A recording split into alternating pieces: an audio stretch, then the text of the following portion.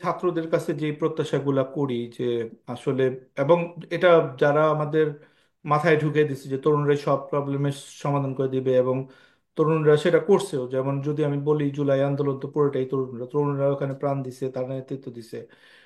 কিন্তু এই যে বলে যে তারা তরুণরা নতুন রাজনীতি আনবে এবং তরুণদের মানে ক্ষমতায়ন করা হলো, কিন্তু তাদের কাছ থেকে আমরা, যেমন বর্তমান বিশ্বে যদি আমি ধরেন আমি হার্ভার্ড ইউনিভার্সিটিতে যাই অথবা আমেরিকার একটা তরুণকে কথা বলি, তাদের সাথে বাংলাদেশের তরুণদের কিন্তু একটা মানে বেসিক ডিফারেন্স আছে। তারা তারা চিন্তা করে যে এখানকার তরুণরা মানে সলিউশন ওরিয়েন্টেড চিন্তা করে যে ওকে ঠিক আছে, আমাকে একটা প্রবলেম দেওয়া হলো, ওকে যেই লোকটা বয়স 50 আপ অথবা যারা মিডল এজ অথবা তারা এই চিন্তাগুলো করতে পারতেছে না, let me bring a new solution to the table. কিন্তু বাংলাদেশে সেই জিনিসটা আমি দেখতেছি না। তো এটা আপনার মতে মানে কি কারণে এই জিনিসটা হইতেছে, এবং সেটার পিছনে স্পেসিফিক কারণগুলো আছে? কারণ ধরেন যেই উপদেষ্টা নাহিদ আমাদের মানে উপদেষ্টা হয়েছেন, তারপর আসিফ, তারপর মাহফুজ আলম, এরা ক্ষমতায়, তারপর সার্জিস হাসনাত, এরা নতুন দলে আছেন। এদের যারা মানে মেইন স্ট্রিমে আছে তাদের মুখ থেকে কিন্তু আমরা এই সমাধানগুলো শুনতেছি না। আমরা বিভিন্ন ধরনের পোক করা বা অন্য দলকে অ্যান্টাগোনাইজ করা বা মানে জাস্ট সারফেস লেভেলে কিছু কথা শুনি, কিন্তু ধরেন মানে যেটা আপনাকে চমকায় দিবে, যেটা শুনলে মনে হবে যে ও ও মাই গড, এটা তো একটা দুর্দান্ত আইডিয়া, এটা যদি ইমপ্লিমেন্ট করে তো আমরা সবাই মিলে এটার পিছনে দাঁড়াইলাম, আমরা এটাকে ক্রাউড ফান্ডিং করলাম, অথবা আমরা এটার পিছনে দাঁড়ালাম, আমরা সরকারকে চাপ দিলাম যে এ দেখেন এই যে কি একটা দুর্দান্ত সলিউশন আনছে, এটাকে আপনারা ইমপ্লিমেন্ট করে, এটা হচ্ছে না কেন? অনেক ক্ষেত্রেই মানে আমরা সবাই দেখা শুরু করলাম যে কিছু কিছু ক্ষেত্রে আমরা ফেইল করতেছি, কিছু কিছু ক্ষেত্রে আমরা আসলে মানুষের আশা ভরসা যেটা ছিল স্টুডেন্টদের উপরে যারা এই মুভমেন্টটা করছে, সেখানে আমরা যখন দেখতেছি যে অনেক কিছু আমরা রিচ করতে পারতেছি না, তখন কিন্তু আমরা ইনার সার্কেলে চায়ের দোকানে এই আলাপগুলি করতেছিলাম যে আসলে মানে কোন জায়গায় ফেইলিওরটা। তো এই যে যে কোশ্চেনটা আপনি করলেন, আমি এটার অনেকগুলি কারণ আছে, অনেকগুলি কারণ বাংলাদেশের প্রেক্ষিতে এটা এটা খুব মেজর একটা কোশ্চেন। আমরা যখন আন্দোলন করতেছিলাম তখন আমরা আহ, আন্দোলন মানে সফল হওয়ার আগে অর্থাৎ 5 আগস্টের আগে, তখনও কিন্তু আমাদের মনে এই প্রশ্ন বলেন কিংবা ভীতি বলেন আশঙ্কা বলেন যেটাই বলেন, এটা ছিল একরকম ভাবে যে আমরা যখন এই মানে যদি এই হাসিনা সরকারের পতন হয়, হোয়াট নেক্সট, এরপরে রাষ্ট্র গঠন, এটা তো একটা খুব, এটা একটা খুবই কি বলে পিচ্ছিল পথ, এটা খুবই বন্ধুর পথ। তাহলে এই পথে যে আমরা চলবো, এটার জন্য প্রপার ম্যানিফেস্টো, এটার জন্য প্রপার রিসোর্স মোবিলাইজেশন স্কিল, এটার জন্য প্রপার ম্যানেজমেন্ট স্কিল, এগুলো তো খুবই হার্ড স্কিল। এগুলি তো আসলে আপনি মানে মানে এগুলি তো আসলে আন্দোলনের স্কিল না শুধুমাত্র, বা ভাষণ দেওয়ার স্কিল না, এগুলো হুম। তো মানে ওই স্কিল গুলিতে সেগুলি আছে কিনা কালেক্টিভলি আমাদের, বা আমরা পারবো কিনা, সেই জায়গাটা ছিল। বাংলাদেশের অবস্থাটা দেখেন, বাংলাদেশের যে স্টুডেন্ট, যে স্টুডেন্টরা বিশেষত মুভমেন্টটা করছে, হুম। সেই স্টুডেন্টদের মধ্যে আপনি দেখবেন যে প্রথমত বাংলাদেশের শিক্ষা ব্যবস্থার কথা বলি, আপনি যেটা বললেন যে আমেরিকায় বা ইউরোপে ওরা খুব সলিউশন ওরিয়েন্টেড চিন্তা করে। জি। বাংলাদেশের শিক্ষা ব্যবস্থার মধ্যে মানে ইউনিভার্সিটি যে এডুকেশন সিস্টেম, সেটার মধ্যে কিন্তু এই জিনিস নাই, মানে এই যে সলিউশন ওরিয়েন্টেড চিন্তা, সেই হুম। জায়গাটাই নাই। এটা কিন্তু একদিক দিয়ে আমাদের জন্য অ্যাডভান্টেজিয়াস। এবং এই যে আমাদের ইনস্টিটিউশন ইডাপের যে একটা সীমাবদ্ধতা আছে, আমি যে জিনিসটাই করি বিশ্বাস করি, উইদিন 50 ইয়ার্স এটারও সমস্যার সমাধান হয়ে যাবে। কোথা থেকে সমাধান হবে? এই যেমন ইনস্টিটিউশনাল যে আপনার মানে যেই অর্গানাইজেশন অথবা যেই ধরনের অপ্রসিডিউর গুলো আছে, আমি যতদিন বাংলাদেশে ছিলাম আমার বিন্দুমাত্র আইডিয়া ছিল, বিকজ ইউনিভার্সিটিতে কোনো সিস্টেম অনেক কিছুই নেই, চলতেছে যে যার যার মতো খুশি চলতেছে। বাট এখানে এসে আমি যখন জিনিসগুলো শিখছি, আমার তো একটা মনে করেন এক্সপিরিয়েন্স হয়েছে। এখন এই এক্সপিরিয়েন্সটা কিন্তু আমি আমার ফ্রেন্ড আছে যারা, আমার আত্মীয় স্বজন যারা আছে, সবার সাথে আমি শেয়ার করতেছি। এই কাজটা আপনি আপনি আপনি করতেছেন। তুহিন হয়তো খুব অল্প সময়ের মধ্যে আসবে, ও যখন আসবে ও কিন্তু জিনিসগুলো শিখবে এবং সবার সাথে শেয়ার করবে।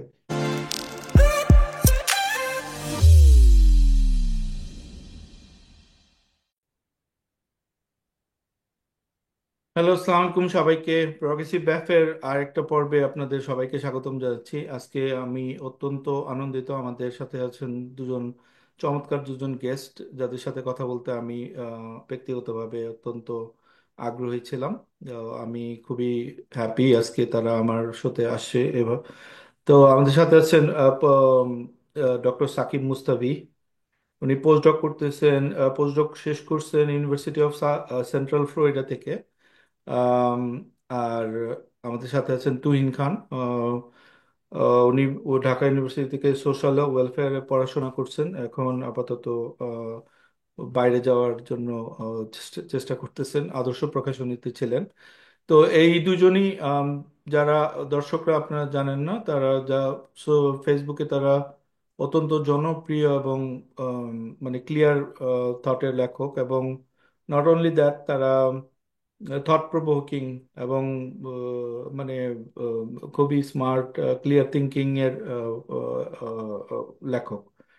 তো এদের সাথে আলোচনার উদ্দেশ্য আজকে, আজকে টপিকটাও খুবই ইন্টারেস্টিং। আমাদের আজকে টপিক হচ্ছে যে নিত্য প্রয়োজনীয় দ্রব্যমূল্য, তারপর মানুষের নিরাপত্তা ব্যবস্থা, ডিসেন্ট্রালাইজেশন, নতুন ইকোনমিক ক্ষেত্র প্রস্তুতি, তারপর বাংলাদেশের যেই নতুন সংস্কার সেটার জন্য যে নতুন ইকোনমির যেই বাংলাদেশের অবস্থা সেটার সেটা ফিট করার যেই ব্যবস্থাটা আছে, তারপর বাংলাদেশের বেকার সমস্যা, সেটার ইনোভেটিভ আইডিয়াগুলো কেন ছাত্রদের বা তরুণদের কাছ থেকে আসতেছে না, সেটাই আমাদের আজকের মোটামুটি সেন্ট্রাল থিম।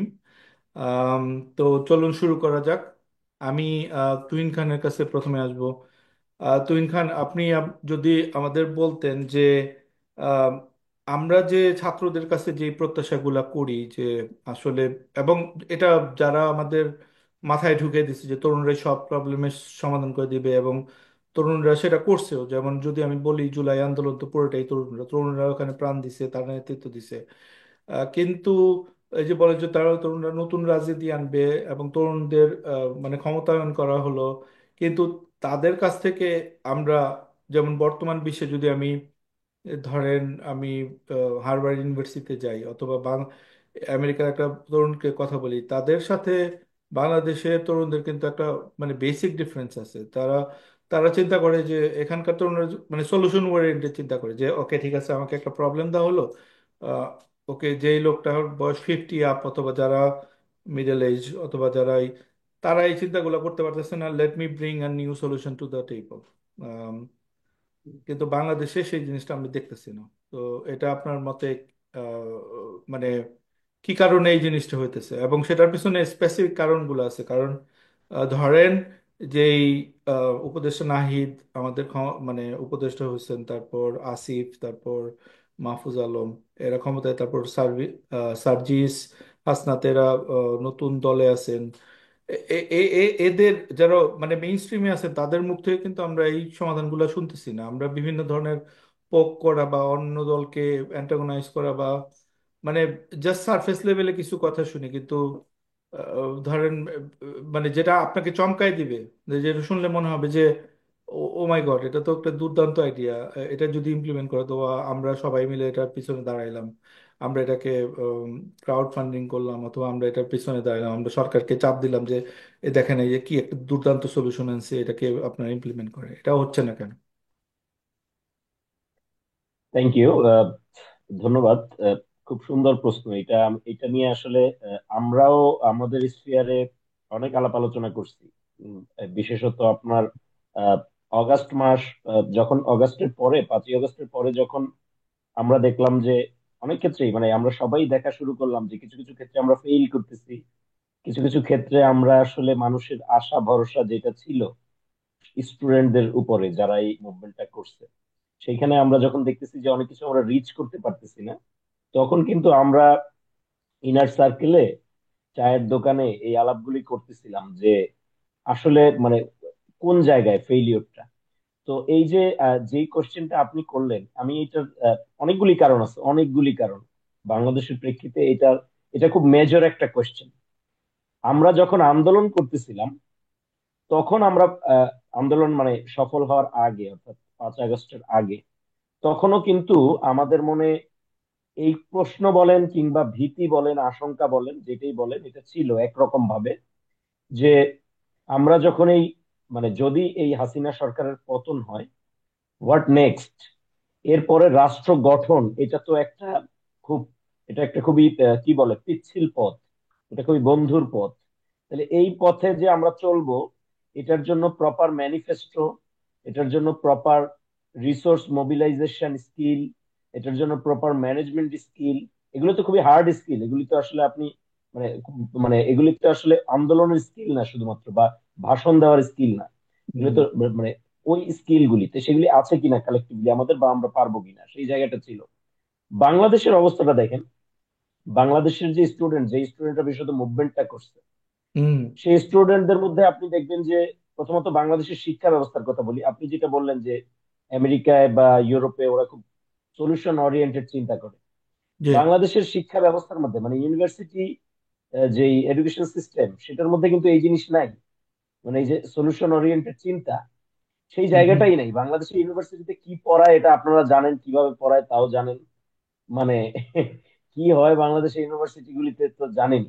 হ্যাঁ সো এইখানে বাংলাদেশের ইউনিভার্সিটি গুলির সবচেয়ে বড় সফলতা হচ্ছে রাজনৈতিক মুভমেন্ট, নট যে আপনার সে মানে বাংলাদেশের সবচেয়ে বড় ইউনিভার্সিটি ঢাকা ইউনিভার্সিটি, তার সবচেয়ে বড় অ্যাচিভমেন্ট গুলো কিন্তু রাজনৈতিক মুভমেন্ট, নট হলো গিয়ে যে মানে ওই এই পাবলিকেশন বা এই যে না, হ্যাঁ কোনো। হ্যাঁ হ্যাঁ হ্যাঁ, জি সেগুলি না, রিসার্চ পাবলিকেশন বা এক্স্যাক্টলি। ওই জায়গাগুলি কিন্তু না, হার্ড হুম হুম স্কিলের জায়গাগুলি কিন্তু না। তো এই যে এইটা বাংলাদেশের একদম এডুকেশন সিস্টেমের একটা কোর প্রবলেম।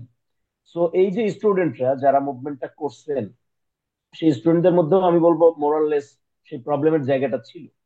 আমরা অনেক বেশি আশান্বিত হয়েছি, বা পাবলিক জনগণ অনেক বেশি আশান্বিত হয়েছে, ওইটা ডিফারেন্ট থিং। ওইটার কারণ হচ্ছে যে 16 বছরের একটা ফ্যাসিবাদ, 16 বছরের একটা স্বৈর শাসন, সেইটা যে জগদ্দল পাথরের মতো বসেছিল, এটা সরে যাচ্ছে ওই জায়গা থেকে। এবং পাবলিক সবসময় তরুণ বা নতুনদের উপরে একটা বাজি ধরতে চায়, কারণ পাবলিক তো পুরাতনদের উপরে বিরক্ত থাকে। হুম হুম ওই জায়গাটা থেকে পাবলিক বাজি ধরছে, কিন্তু এই যে আমি যে ঘাটতিটার কথা বললাম, এটা ছিল এক। সেকেন্ড হলো, যখন আপনি রাষ্ট্র ক্ষমতা পান, মানে কোনো একটা ক্ষমতা পাইলেন, সবসময় যে আপনার অনেক হার্ড স্কিল থাকতে হবে বা আপনি অনেক বেশি ক্যাপাবল হইতে হবে ম্যানেজমেন্টে, সেটা জরুরি না। কারণ যারা মানে যেমন আমি ইয়ের কথা শুনছিলাম, আপনার কি বলে, ওই যে জিয়াউর রহমানের একটা গল্প শুনছিলাম, প্রেসিডেন্ট জিয়াউর রহমানের, যে ওই যে মশিউর রহমান যদু মিয়া যেই ছিলেন, ওনার যে ভাই ছিলেন সিধু মিয়া। তো এই যে সিধু মিয়া কিন্তু, সিধু মিয়া ছিল তাত্ত্বিক একরকম জিয়াউর রহমানের, মানে সিধু মিয়া পার্টিতে তেমন কোনো তার কন্ট্রিবিউশন নেই, কিন্তু উনি অনেক তাত্ত্বিক ছিলেন, তত্ত্ব দিতেন।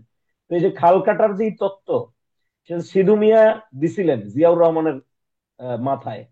এবং জিয়াউর রহমান যেটা করছেন, উনি যে খাল কাটছেন, এই যে 80 90 80-র দশকে খাল কাটা কর্মসূচি, এই খাল কাটা কর্মসূচিকে কিন্তু উনি ইউরোপ আমেরিকায় বেঁচে আসছেন। উনি ওনাদেরকে বুঝাইছেন যে তোমরা আমাদের এখানে ইনভেস্ট করবা, ওকে ফাইন, আমরা এখানে খাল খাল কাটতেছি এবং খালের দুই পাশে ফলজ বনজ গাছ লাগাইতেছি, এটা একটা সুন্দর ইকোসিস্টেম, এটা একটা সুন্দর ফুড চেইন সিস্টেম তৈরি করবে, ইত্যাদি ইত্যাদি আরো নানান কিছু। তোমরা এখানে ইনভেস্ট করো, আমাদেরকে খাদ্য দেওয়ার দরকার নেই। তো মানে তার মানে জিয়াউর রহমান ব্যারাকে ছিলেন, উনি যে অনেক বেশি দেশ পরিচালনায় অভ্যস্ত ছিলেন ব্যাপারটা তা না, কিন্তু ওই যে ওই ইনোভেটিভ আইডিয়া গুলোকে গ্যাদার করতে পারা, সেটাও একটা আমি মনে করি বড় স্কিল, যেইখানে একটা ব্যর্থতার পরিচয় আমি মনে করি যে স্টুডেন্টরা কোনো কোনো ক্ষেত্রে দিছে। মানে আপনার ধরেন রিসোর্সেস তো স্টুডেন্টরা একা সব পারবে না, স্টুডেন্টদের একা সব করারও দরকার নেই। তারা পাওয়ারে গেছেন, তাদের হাতে রাষ্ট্রযন্ত্র আছে, ক্ষমতা আছে। এখন তাদের দরকার রিসোর্স গ্যাদারিং, রিসোর্স মোবিলাইজেশন। এবং ওই যে মানে রিসোর্স মোবিলাইজেশনের ফলে তো অনেকগুলি প্ল্যান আসবে, অনেকগুলি নতুন নতুন থিঙ্কিং আসবে, অনেকগুলি নতুন নতুন প্রস্তাবনা আসবে। এই জায়গাগুলিকে যে আপনার কাজে লাগানো, বা এই জায়গাগুলিকে আপনার, যেমন ধরেন আমি যদি ফয়েজ তৈয়ব ভাইয়ের কথা বলি, ফয়েজ তৈয়ব ভাই কিন্তু আইসিটি মন্ত্রণালয়ে নিয়োগ পাইলেন অনেক পরে, মানে আপনার এই যে ধরেন অক্টোবরের দিকে মনে হয়, আমি হ্যাঁ শিওর। অক্টোবর নভেম্বরের দিকে হ্যাঁ। হ্যাঁ, অক্টোবর নভেম্বরের দিকে। তো ফয়েজ তৈয়ব ভাই কিন্তু নিয়োগ পাওয়ার পরে কিছু কাজ করতেছেন উনি, কিছু কিছু আপডেট দিচ্ছেন জনগণকে যে কি কি কাজ হচ্ছে আইসিটি তে, আইসিটি মন্ত্রণালয়ে। এর আগে কিন্তু আমরা একদম আপডেট শূন্য ছিলাম। কিন্তু ফায়েজ তৈয়ব ভাই তো এর আগেও এক্সিস্ট করতেন পৃথিবীতে, তাই না? তো আপনি ধরেন যে ফায়েজ তৈয়ব ভাইকে তো আগেও সেই অ্যাকোমোডেশনটা আপনি করতে পারতেন। এখন এটা তো আমি একটা সেক্টরের উদাহরণ দিলাম, এরকম সব সেক্টরে আপনার অনেকগুলি লোক তো কাজ করছে, আগে করতেছে। সুতরাং এই যে আপনার জেনারেশনই সব করে ফেলবে, বা আপনি তরুণ, আপনার লোকজনই সব করে ফেলবে, তরুণরাই সব করে ফেলবে, এটা তো তা না। এক্সপিরিয়েন্সের ব্যাপার আছে দেশ গঠনের ক্ষেত্রে, স্কিলের ব্যাপার আছে, হার্ড স্কিল, সফট স্কিল, অনেক জি ধরনের ব্যাপার। এই জি জি পুরা জি। জিনিসটাকে মোবিলাইজেশন করা, আমি মনে করি ওই জায়গায় একটা বড় মেজর ব্যর্থতার ব্যর্থতার পরিচয় দিচ্ছে স্টুডেন্ট নেতৃত্ব। ওকে। না, বেশ ভালো বলছেন, আসলে খুবই সুন্দর বলছেন। আমি কয়েকটা আইডিয়া আপনার এর কাছে নেই, যেমন ফাইজ সাহেব আমার, আপনি যখন কথা বলতেছিলেন তখনই আমার মনে হয়েছে ফাইজ সাহেব এর সাথে আমি প্রায় 10 বছর ধরে আমরা অ্যাক্টিভিজম করি। I know him very well. তো উনি একটা ভেরি গুড আইডিয়া যে দেখেন একটা মানে একটা সলিউশন কিভাবে হয়। নাহিদ হুম ইসলাম হুম ওনাকে নিয়োগ দিল, ঠিক আছে, এবং এই লোকটা আসার পর সে পুরো তার খতিয়ান দিল যে এই প্রবলেম আমি, এবং দেখা গেছে যে আমি যদি ধরি যে আমরা গত 5-6 মাসের মধ্যে যদি সবচেয়ে ভালো আপনার ডিটেইলে যেই প্ল্যানগুলা বা সলিউশনগুলা পাইছি একদম একদম। ওনার কাছ থেকে পাইছি। তো ফাইজ সাহেব তো একজন, এই কতগুলো মন্ত্রণালয় আছে, প্রতিটা মন্ত্রণালয়ে এরকম লোক কি বাংলাদেশে খুঁজে পাওয়া খুব কঠিন, বা বাংলাদেশের বাইরে কি মানে কম আছে? আপনি চিন্তা করেন ট্রু যে ট্রু ট্রু। বাংলাদেশের ঢাকা ইউনিভার্সিটি বলেন অথবা বাংলাদেশের ইউনিভার্সিটিগুলো, এদের এখান থেকে পড়ে এখানে আইসা এই লোকগুলা কাজ করতেছে না, এবং ব্রিলিয়ান্ট ব্রিলিয়ান্ট একদম আইডিয়া তৈরি একদম। করতেছে। জাস্ট আপনি দেখেন, জাস্ট ক্ষেত্র তার তৈরি মানে চেঞ্জ করে দেওয়ার কারণে যে সেই একই স্টুডেন্টরা সবচেয়ে ভালো ভালো স্টুডেন্ট গুলা এখানে এসে তারা পুরো দেশ চালাইতেছে, এখানে টেসলাতে কাজ করতেছে। আপনার বড় মাইক্রোসফট গুগল বলেন, সব জায়গায় এখানে বাংলাদেশি স্টুডেন্ট আছে। ট্রু তারা কি মানে তারা হঠাৎ করে তাদের ব্রেন দুইটা গজায় গেছে? না, জাস্ট ট্রু মানে মানে ওই মেন্টালিটিতে তারপরে এইটা চেঞ্জ হয়েছে যে তাদের কাছ থেকে ট্রু। আউটপুটটা চেঞ্জ করছে, মানে চেঞ্জ হয়েছে। আমার কাছে, আমি সাকিবের কাছে এই কোয়েশ্চেনটা নিয়ে যাব যে তুহিন যে এই প্রবলেমের কথাটা বললেন যে আসলে বাংলাদেশের শিক্ষার যে এই প্রবলেমটা যে তরুণদের এই ধরনের সলিউশন ওরিয়েন্টেড থিঙ্কিং দিতে পারতেছে না। আসলে বেশ কয়েকটা প্রবলেম আছে, যেটা হলো যে প্রথম একটা কোয়েশ্চেন হলো যে এক্সপেরিয়েন্সের সাথে স্কিল মানে ম্যাচ কেন হইতেছে না, হোয়াই আপ টু 24 ইয়ার্স যেই তরুণরা তাদেরই কেন লাগতে হবে, হোয়াই নট যারা অলরেডি টেস্টেড, যারা 40 প্লাস হইতে পারে বা হোয়াট এভার এজ হইতে পারে, 50 প্লাসও হইতে পারে, এদের এক্সপিরিয়েন্সটা কাজে লাগাইতে প্রবলেমটা কি? হোয়াই কেন তরুণদেরই মানে নিতে হবে? Why not the best people to solve the problem, মানে এরকম প্রবলেম মানে এই করো। আর আরেকটা কোয়েশ্চেন থাকবে, আম, যে আপনার বাংলাদেশের যে ইউনিভার্সিটিগুলোর স্ট্রাকচার যে এখানে সলিউশন ওরিয়েন্টেড থিঙ্কিং হয় না, যে কাজ যেটা তুহিন খান মানে পয়েন্ট আউট করলেন। আর মূল থিমটা তো আপনি জানেনই, ওই সেম কোয়েশ্চেনটা আপনার কাছেও থাকবে। তো আপনি যদি আচ্ছা শুরু করতেন। আচ্ছা। ধন্যবাদ। সোফার আলোচনাটা অনেক সুন্দর দিকে আগাচ্ছিল। আমি আমাদের আরেকজন অতিথির আলোচনা খুব সুন্দরভাবে শুনতেছিলাম। তো এটার সাথে আমি একটা জিনিস অ্যাড করতে চাই।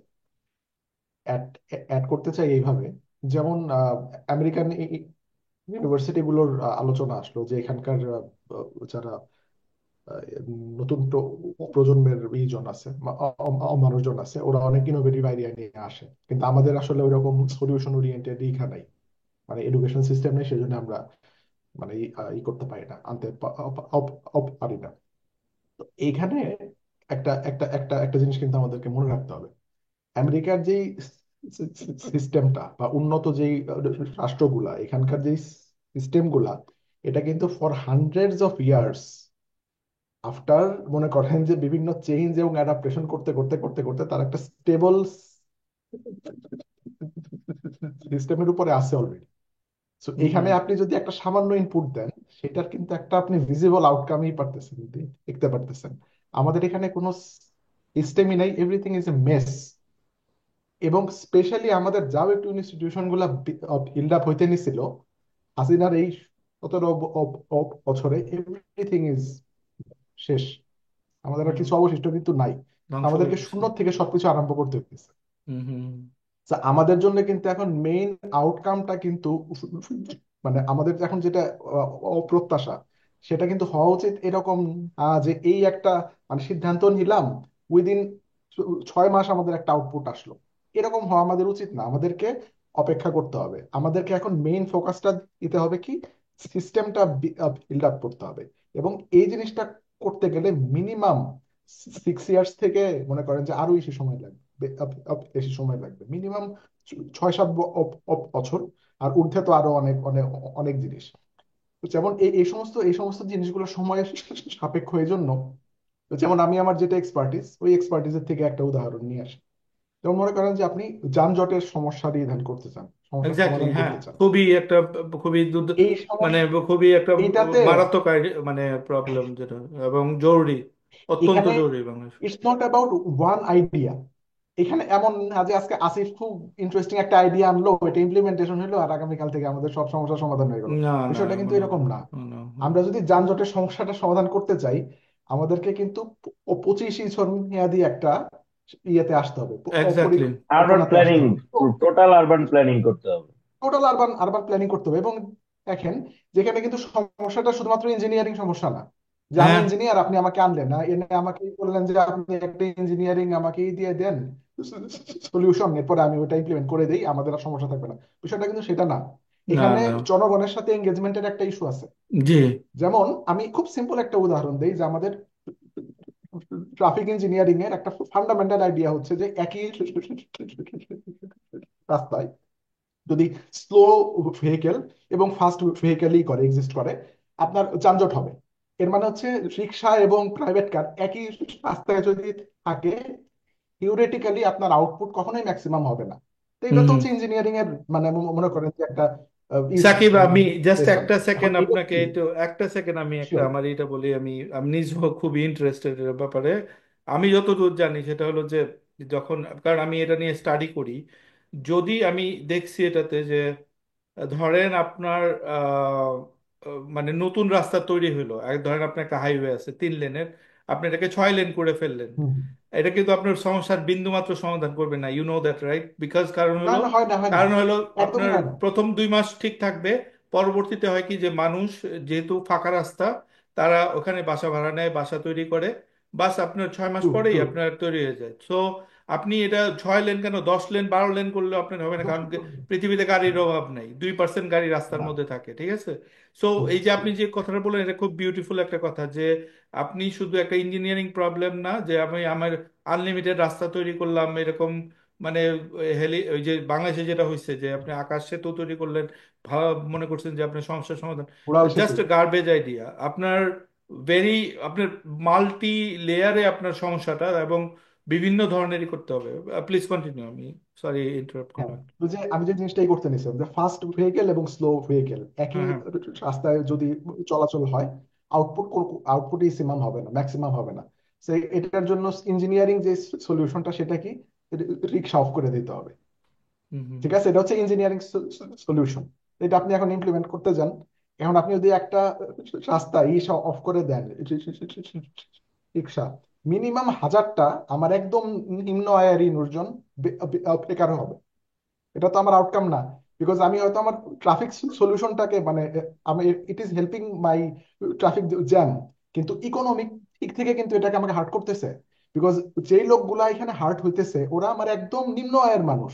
ওদের আয়ের উৎস ওই একটাই, এটা ওই ইজি আয়ের উৎস ওদের। আমি এটা যদি এখন করে দিই, অফ করে দিই, এই লোকগুলা কিন্তু অল্টারনেটিভ আর কোনো ইনকামের সোর্স নাই। হুম, আগামী আগামী কালকের থেকে এদের 50% মানুষ কিন্তু অপরাধের মধ্যে জড়িত হয়ে যাবে। হুম। জি। তো আমাকে করতে হবে কি, এই লোকগুলাকে রিহ্যাবিলিট করতে হবে। এবং সেটা কিন্তু সময় সাপেক্ষ। তাদের জন্য একটা অল্টারনেটিভ প্ল্যান আমাকে নিয়ে আসতে হবে। ওদের ওদের যারা লিডার আছে, এদের সাথে আমার আলোচনা করতে হবে। ঠিক না? এই জি, এই জি। জিনিসটা কিন্তু টোটালি আপনার একটা পলিটিক্যাল সলিউশন। অর্থাৎ আমি এই এক্সাম্পলটা এই জন্যই আনলাম যে একটা আইডিয়া অথবা একদিকের সলিউশন দিয়ে আপনি আমাদের যেই একটা মানে সম্পূর্ণ এনার্কি, আমাদের সেই হুম, হুম। এনার্কিকে অফ করা সম্ভব না। আচ্ছা। আমাদের সমস্যাগুলা মাল্টিপল এয়ার আছে, মাল্টিপল লেভেলের সলিউশন প্রয়োজন আছে, এবং সবগুলা জিনিসকে সমন্বয় করতে পারলে after long time, 1 decade or 2, আমরা হয়তো সেটার ভিজিবল একটা আউটকাম দেখবো। কিন্তু এতক্ষণ তো নিশ্চয়ই মানুষজন অপেক্ষাইবে না, ঠিক না? বিকজ হুম হবে না, হবে সলিউশন আসবে, মানুষ তো মানে অদেখা জিনিসের উপরে মানুষের তো আস্থা নেই। হুম হুম তা আমাদের ইমিডিয়েটলি আমাদের দিতে হবে এটাকে, করতে হবে এটাকে। আমি যে জিনিসটা আইডেন্টিফাই করছি আমাদের যেই মানে ইয়ে থেকে, সামাজিক যে সমস্যাগুলা থেকে, হাসিনার আমলে ইকোনমিক্সের যে ফোকাসটা ছিল মেইনলি ছিল ম্যাক্রো ইকোনমিক্স এর উপরে। জি ম্যাক্রো ইকোনমিক্স এই জন্যই যে সে হচ্ছে এক একটা করে প্রজেক্ট আনতো। মনে করেন যে এইভাবে জিডিপি একদম ফুলতো, ফুলতে ফুলতে ফুলতে ফুলতে প্রতি ইয়ারে 6%, 7% এইভাবে করতে করতে মনে করেন যে আমাদের প্রচুর জিডিপিরই হয়েছে, গ্রোথ হয়েছে, উইচ ইজ ট্রু। হুম কিন্তু সমস্যাটা হয়েছে যে এই ম্যাক্রো ইকোনমির যে গ্রোথ, এটা সুফল কিন্তু সাধারণ হিসেবে হাতে আসে নাই, মানুষের হাতে আসে নাই। বিকজ আমরা যে ইনগুলো আমরা ছিলাম উন্নয়ন প্রকল্পের জন্য, সেটার যে সুদ এগুলো এখন আমাদেরকে দিতে হচ্ছে, জি আলটিমেটলি ইনফ্লেশন কিন্তু হইতেছে। হ্যাঁ সো আমার কাছে এই জিনিসটা মনে হয় যে আমাদের মেইন ফোকাসটা এখন হওয়া উচিত ইকোনমিক্স এর দিকে, আমাদের মাইক্রো ইকোনমিক্স এর দিকে। এবং এই সমস্যাটা সমাধানের জন্য এক্সপার্টিজের কোনো বিকল্পই নেই। হ্যাঁ আমাদের ইউনুস সাহেব আছেন, উনি এই ব্যাপারে একজন এক্সপার্ট। এবং আমি আমার এই সরকারের কাছ থেকে ন্যূনতম যে ইটা অপ্রত্যাশাটা, সেটা হচ্ছে একটা সুষ্ঠু ইলেকশন, এটা আমরা চাই। আর হইতেছে ইকোনমিক যে অ্যানার্কিটা আমাদের এখানে আছে, সেটা যাতে মোটামুটি একটা ম্যানেজেবল অবস্থার মধ্যে আমরা পারি, আনতে পারি। হ্যাঁ এবং ধন্যবাদ সাকিব আরেকটা জিনিস, হ্যাঁ আচ্ছা বলুন, শেষ করেন। আর আর আরেকটা জিনিস আমি করে যাই, যে এটা আমি, ও আচ্ছা, আমাদের তো স্টুডেন্টদেরকে নিয়ে আলোচনা হচ্ছিল একটা জিনিস, সো আমি আসলে ওদেরকেও এত বেশি অভিযোগ ওদের এগেনস্ট আমি চাই না, করতে চাই না, because they have an enough. Because ওদের যেটুকু স্কিল আর ওদের যেটুকু এক্সপার্টিস, সেটার আলোকে আমরা যদি চিন্তা করতে যাই, এত দূর যে ওরা আনছে, অনেকটুকু আনছে। তো আমি ওই ওদের উপরে আলাদা করে কোনো কিছুই দিতে চাই না, ব্লেম দিতে চাই না, বাট একটা জিনিস আমি অ্যাড করতে চাই। সেটা হচ্ছে যে সাইকোলজিতে একটু চেঞ্জ আনতে হবে আমাদের। শুধু মানে এটা এটা আসলে যারা সমন্বয়ক আছেন বা স্টুডেন্ট যারা লিডার আছেন ওনাদেরকেও আনতে হবে। সেটা হচ্ছে যে আমরা এখন নিতেছি কি, করতেছি কি, একটা ইস্যু আসে, ইস্যু নিয়ে খুবই বা ওরা একটাই দিতেছি, স্টেটমেন্ট দিতেছি, after a week everything is forgotten. এই জিনিসটা করলে কিন্তু হবে না, এটা ওনাদের জন্য ক্ষতিকর হতেছে। বিকজ এইভাবে ওনাদের যে ক্রিডেন্সিয়ালটা আছে বা ক্রেডিবিলিটি আছে জনগণের সামনে, সেটা কিন্তু সাংঘাতিক ভাবে নিচে নামতেছে। আর সেকেন্ড যে জিনিসটা হইতেছে, সেটা হইতেছে কি, যে রাষ্ট্র চালানোর জন্য বা অর্গানাইজেশনের জন্য আউটপুট গুলা হইতে হয় ফিজিবল। অর্থাৎ আপনার মিনিমাম একটা ইমপ্রুভমেন্ট হোক। মনে করেন যে লাস্ট 1 মান্থে আমার 1% উন্নতি হয়েছে, বাট হয়েছে, এইটাকে আপনার এই এই জিনিসটার উপরে আপনাকে এই কাজ করতে হবে, ফোকাস করতে হবে। শুধু মানে আপনি মুখে এই করলেন, বললেন আমরা এই এই কাজ করব, ওই কাজ করব, এটা হবে সেটা হবে, না, হবে না, হয়েছে। 1 মাসে এইটুকু হয়েছে, 1 শতাংশ হইলে আমার ইমপ্রুভমেন্ট হয়েছে। উনারা না এই জায়গাগুলোতে না একটু মনে হয় ওনাদেরকে একটু দেওয়া উচিত, আমার মনে হয় সাজেশন, যে আপনারা মেজারেবল ইমপ্রুভমেন্টের উপরে এই কাজ করেন, ফোকাস করেন। এই কাজটা যদি আপনারা 6 মাসেই পারেন, করতে পারেন, জনগণের আপনাদের উপরে আস্থা এমনি আসবে। আপনাদের এইভাবেই করতে হবে না যে মাতৃভূমি অথবা মৃত্যু। No, it's not necessary, because আমরা না হ্যাঁ না এটা তো বাধ্য হইলে we don't want to die, nobody wants to die, which is fact. আমরা হ্যাঁ চাই বেটারমেন্ট, একটু একটু করে হইলেও যাতে হয়। ধন্যবাদ। ধন্যবাদ সাকিব, খুব সুন্দর বলছেন, থ্যাংক ইউ সো মাচ। আসলে আপনারা দুজনই খুবই দারুণ বলতেছেন। আম, আমি একটা পয়েন্ট আপনার সাথে অ্যাড করবো, যেমন এই যে আপনার পালনবাদ বলছে, তারপর আপনার বলতেছে কি হলো, একটা স্ট্যাটাস দিয়ে ডিলিট করে দিল যে ওই পশ্চিমবঙ্গ বাংলাদেশের দখল, সীমানা, বাংলাদেশের সীমানা বাড়াবো। এগুলা তো জাস্ট মানে ননসেন্স। আমি বলবো যে তারা যে এখানে ফোকাস করার কথা ওখানে ফোকাস করতে পারে নাই। আর আর একটা ব্যাপার হচ্ছে যে এই যে আমি টোটালি একটা এগ্রি করি, এবং এটার উপরে আমি যদি 100 আরো মানে হাজার হাজার মানুষ, কোটি কোটি মানুষের কাছে এটা বলতে পারতাম যে যে কথাটা আপনি বললেন যে ইকোনমির যে ব্যাপারটা, ইটস ইকোনমিক স্টুপিড, একটা কথা আছে না যে সবকিছুর আপনি যত সুন্দর সংবিধান তৈরি করেন, যত সুন্দর আপনার লফটি আপনি সংস্কার তৈরি করেন, যত ভালো ভালো আইডিয়া, আপনার ইকোনমি যদি না থাকে, আপনি তো প্রথম কথা দেশ স্টেবল করতে পারবেন না, দেশ চালাইতে পারবেন না। সেকেন্ড কথা হলো আপনার সব কিছুই বৃথা হইব, আপনি কোনো কিছু ইমপ্লিমেন্ট করতে পারবেন না। বরঞ্চ পলাতক ফেসিবাদ ফেরত আসার চান্স আপনার আরো বেড়ে যাবে। সো ইকোনমি খুবই গুরুত্বপূর্ণ, কিন্তু ইকোনমির দিকেই কারো কোনো গুরুত্ব নেই। এখন এই যে আপনি একটা কথা বলেন, একটু আপনার সাথে একটা জিনিসের দ্বিমত করি। ধরেন সবাই বলতেছে যে হ্যাঁ 24 বছরের নিচে যারা আছে তারা বা তরুণরা সব সলভ করে ফেলবো। কালকে যদি একটা অর্থমন্ত্রী দেয় যার আপনার বয়স 24, যার কোনো আইডিয়া নাই এই ব্যাপারগুলোতে, মানে বিন্দুমাত্র নিজের ব্যাংক, তার নিজের ফাইন্যান্স ম্যানেজ করার বা ফ্যামিলি ম্যানেজ করার তার যার আইডিয়া নাই, পুরো দেশ সে একটা অর্থমন্ত্রী হয়ে গেল। আপনি কি মনে করেন এটা ফিজিবল? এটা তো আমি মনে করি না। এটা আপনার এক্সপেরিয়েন্সের সাথে এটা ম্যাচ করতে হবে। এটা মানে গুরুত্ব, জিনিসের গুরুত্ব বুঝতে হবে যে ওকে ঠিক আছে আপনার ক্রীড়া মন্ত্রণালয় তরুণদের, হ্যাঁ 100% তরুণরা সবচেয়ে ভালো বুঝবে।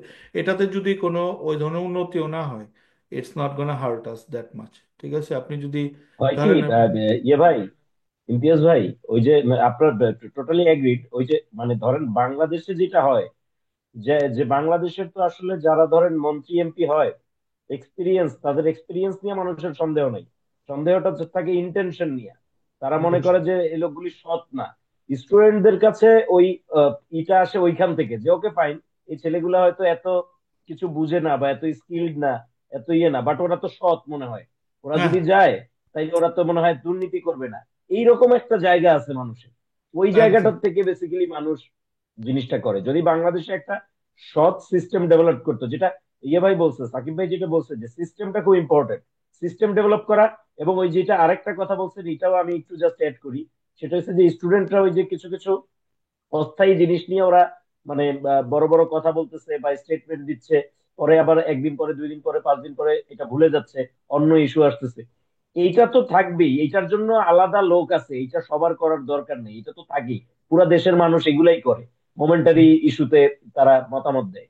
কিন্তু অন্তত 5টা, 10টা, 7টা, একটা, 2টা লং টার্ম গোল নিয়ে যদি, মানে এটা পুরা একটা লং টার্ম গোল, এইটা যদি সামনে রাখে এবং ওইটার প্রগ্রেস তারা মানে ডে ডে বাই ডে যদি এটা জানাইতে থাকে মানুষকে, হুম তাইলে হুম ওই হুম। জায়গাটা অনেক ইম্পর্টেন্ট, ওইটা অনেক বেশি ইম্প্যাক্টফুল হবে আর কি, আমার মনে হয়। হ্যাঁ, না খুব ভালো বলছেন।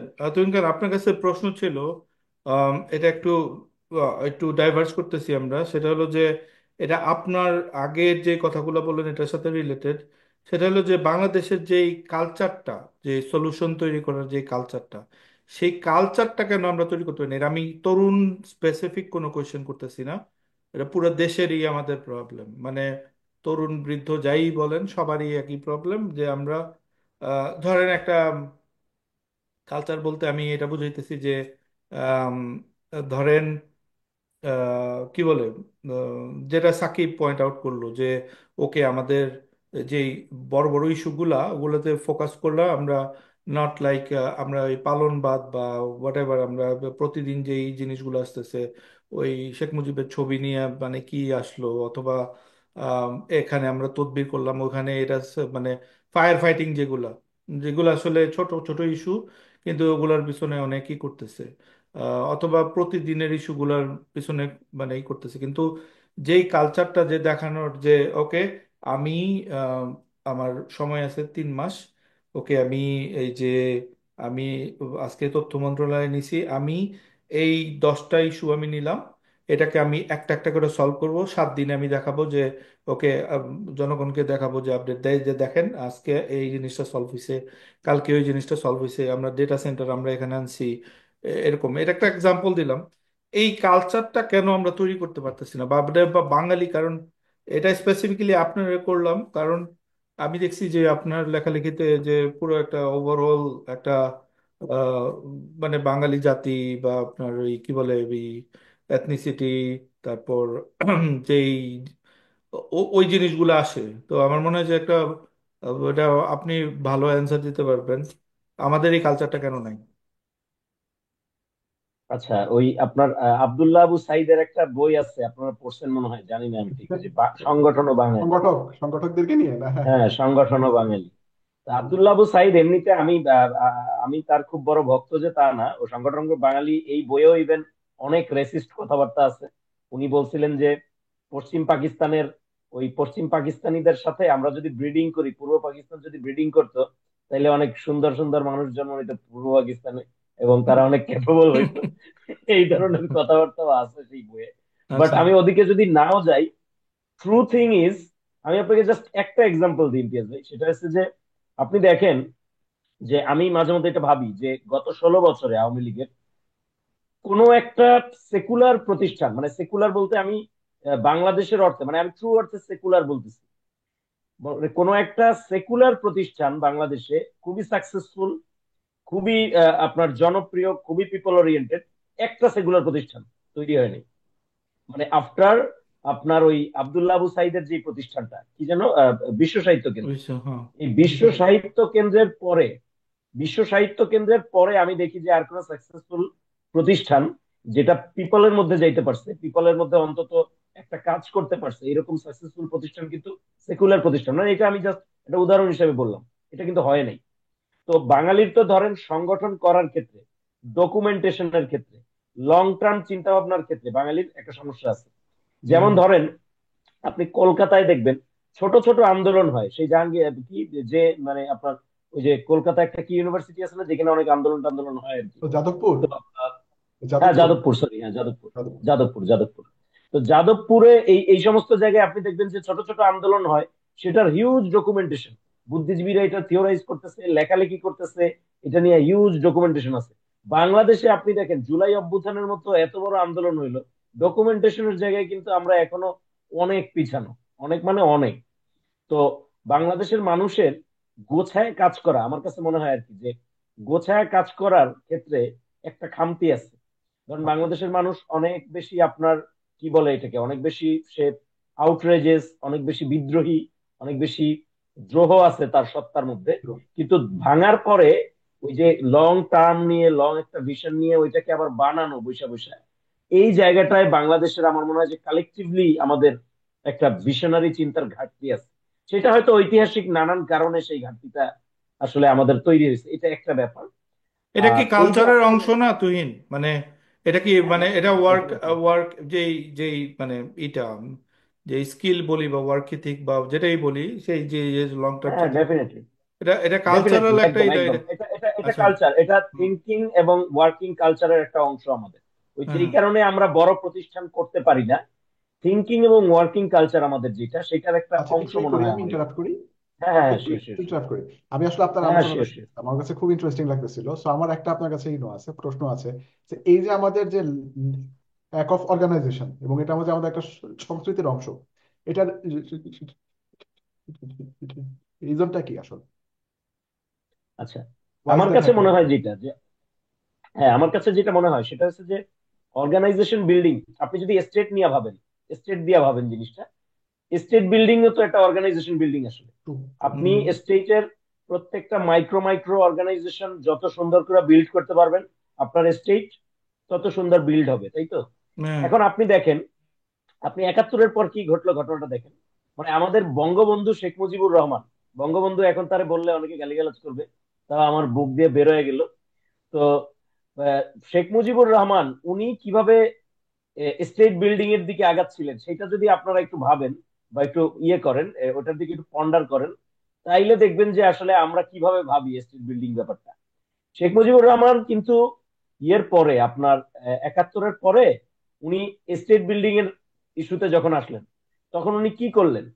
উনি কিন্তু আপনার ইয়ে করেন নাই, উনি কিন্তু ওই যে কি বলে রিসার্চার আইনা বা স্কিল বলা লোকজনকে আইনা সলিউশন, মানে problem oriented, solution oriented problem solving যেই থিঙ্কিং, সেটা কিন্তু উনি করেন নাই, ইনস্টিটিউশন বিল্ডিং সেটা কিন্তু উনি করেন নাই। হ্যাঁ, হ্যাঁ। উনি কি করলেন?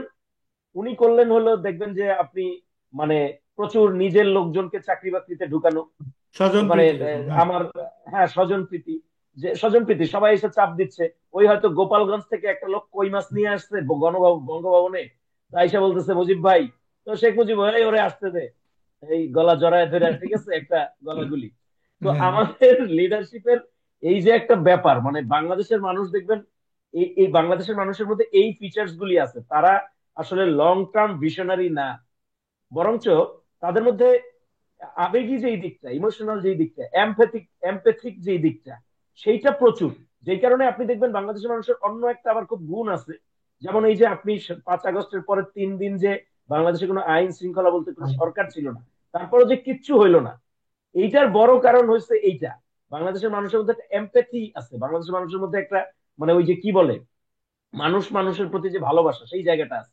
কিন্তু পয়েন্ট ইজ যে আপনি যখন এই মডার্ন ওয়ার্ল্ডে আপনি যখন রাষ্ট্র চালাইতে যাবেন, আপনাকে অনেক রুথলেস হইতে হয়, অনেক ক্ষেত্রে রোবটিক হইতে হয়। একটা সিস্টেম তো আসলে একটা রোবটিক সিস্টেম। হুম এখানে হুম আসলে এমপ্যাথি, আবেগ, ইমোশন এগুলার জায়গা খুব বেশি নাই, বা হুম এগুলা নিয়ে খুব বেশি ভাবার জায়গা নাই। হুম আপনার হুম প্রচুর, আপনার একটা ইনস্টিটিউশন লাগবে যেটা রোবটের মতো 24/7 ঘুরতেছে জাস্ট, সেই মানে এটা চলতে থাকবে, এটা নিয়ে কোনো পিপল যদি চলে যায়, পাজল একটা যদি মিসিং থাকে, একটা পিপল এনে বসাই দিলেই জাস্ট আবার ঘোরা শুরু করবে। হ্যাঁ হ্যাঁ ওইরকম একটা রোবাস্ট সিস্টেম আপনার লাগবে। তো জি ওই রকম রোবাস্ট সিস্টেম আমরা আসলে, যেমন আপনি আমাদের সরকারি অফিসগুলোর কথা ধরেন, যেই রোবাস্ট সিস্টেমের কথা বললাম, আপনি যদি সেইটা কল্পনা করেন না, আমাদের সরকারি অফিস কল্পনা করেন, মানে আকাশ পাতাল। আমাদের সরকারি অফিস হচ্ছে দুনিয়ার সবচাইতে স্লো এবং সবচাইতে বেশি আমলাতান্ত্রিক জটিলতায় ভরা, সবচাইতে বেশি মানে ফালতু অফিস আমাদের সরকারি অফিসগুলি, এবং সেখানে জি কোনো কাজ হয় না অ্যাকচুয়ালি। হ্যাঁ তো এই যে বাংলাদেশের মানুষের, মানে আমি জাস্ট শেষ করি কথাটা, সেটা হচ্ছে যে বাংলাদেশের মানুষের আমার কাছে মনে হয় যে যত তার মধ্যে এমপ্যাথি, ইমোশন, কোনো কিছু ভাঙার আগ্রহ, বিদ্রোহ, এই জায়গাটা তার মধ্যে যত বেশি, গড়া যেটা একটা রোবাস্ট সিস্টেম তৈরি করা, একটা লজিক্যাল থিঙ্কিং তৈরি করা, ডকুমেন্টেশন, এবং এই যে জায়গাগুলি যেগুলি আসলে লজিক্যাল, মানুষের লজিক্যাল আসপেক্ট যেগুলি, সেই জায়গাগুলিতে বাংলাদেশের মানুষ, আমার কাছে মনে হয় যে বাংলাদেশের কালচারটা বিল্ড আপ হয় না ওইভাবে। যে কারণে আমরা অর্গানাইজেশন বিল্ডিং এ এবং আমরা ইনস্টিটিউশন বিল্ডিং এ আমরা এখনো অনেক পিছায় আছি। এবং ওইটা যদি আমরা করতে পারি, অ্যাচিভ করতে পারি, তাহলে আমাদের স্টেট বিল্ডিং এ আমরা অনেক আগে যাবো আমার কাছে মনে হয়। আচ্ছা তুহিন, অত্যন্ত সুন্দর বলছেন। আমার জাস্ট একটা ছোট্ট কোয়েশ্চেন, এটা কি মানে ট্রেইনড স্কিল না? মানে এটা এটা কি কি এটা কি মানে হাওয়া থেকে পায় বা পানি খাইলে তৈরি হয়ে যায় বা সুপারম্যানের মতো ড্রিঙ্ক করলে হয় এরকম তো কিছু না?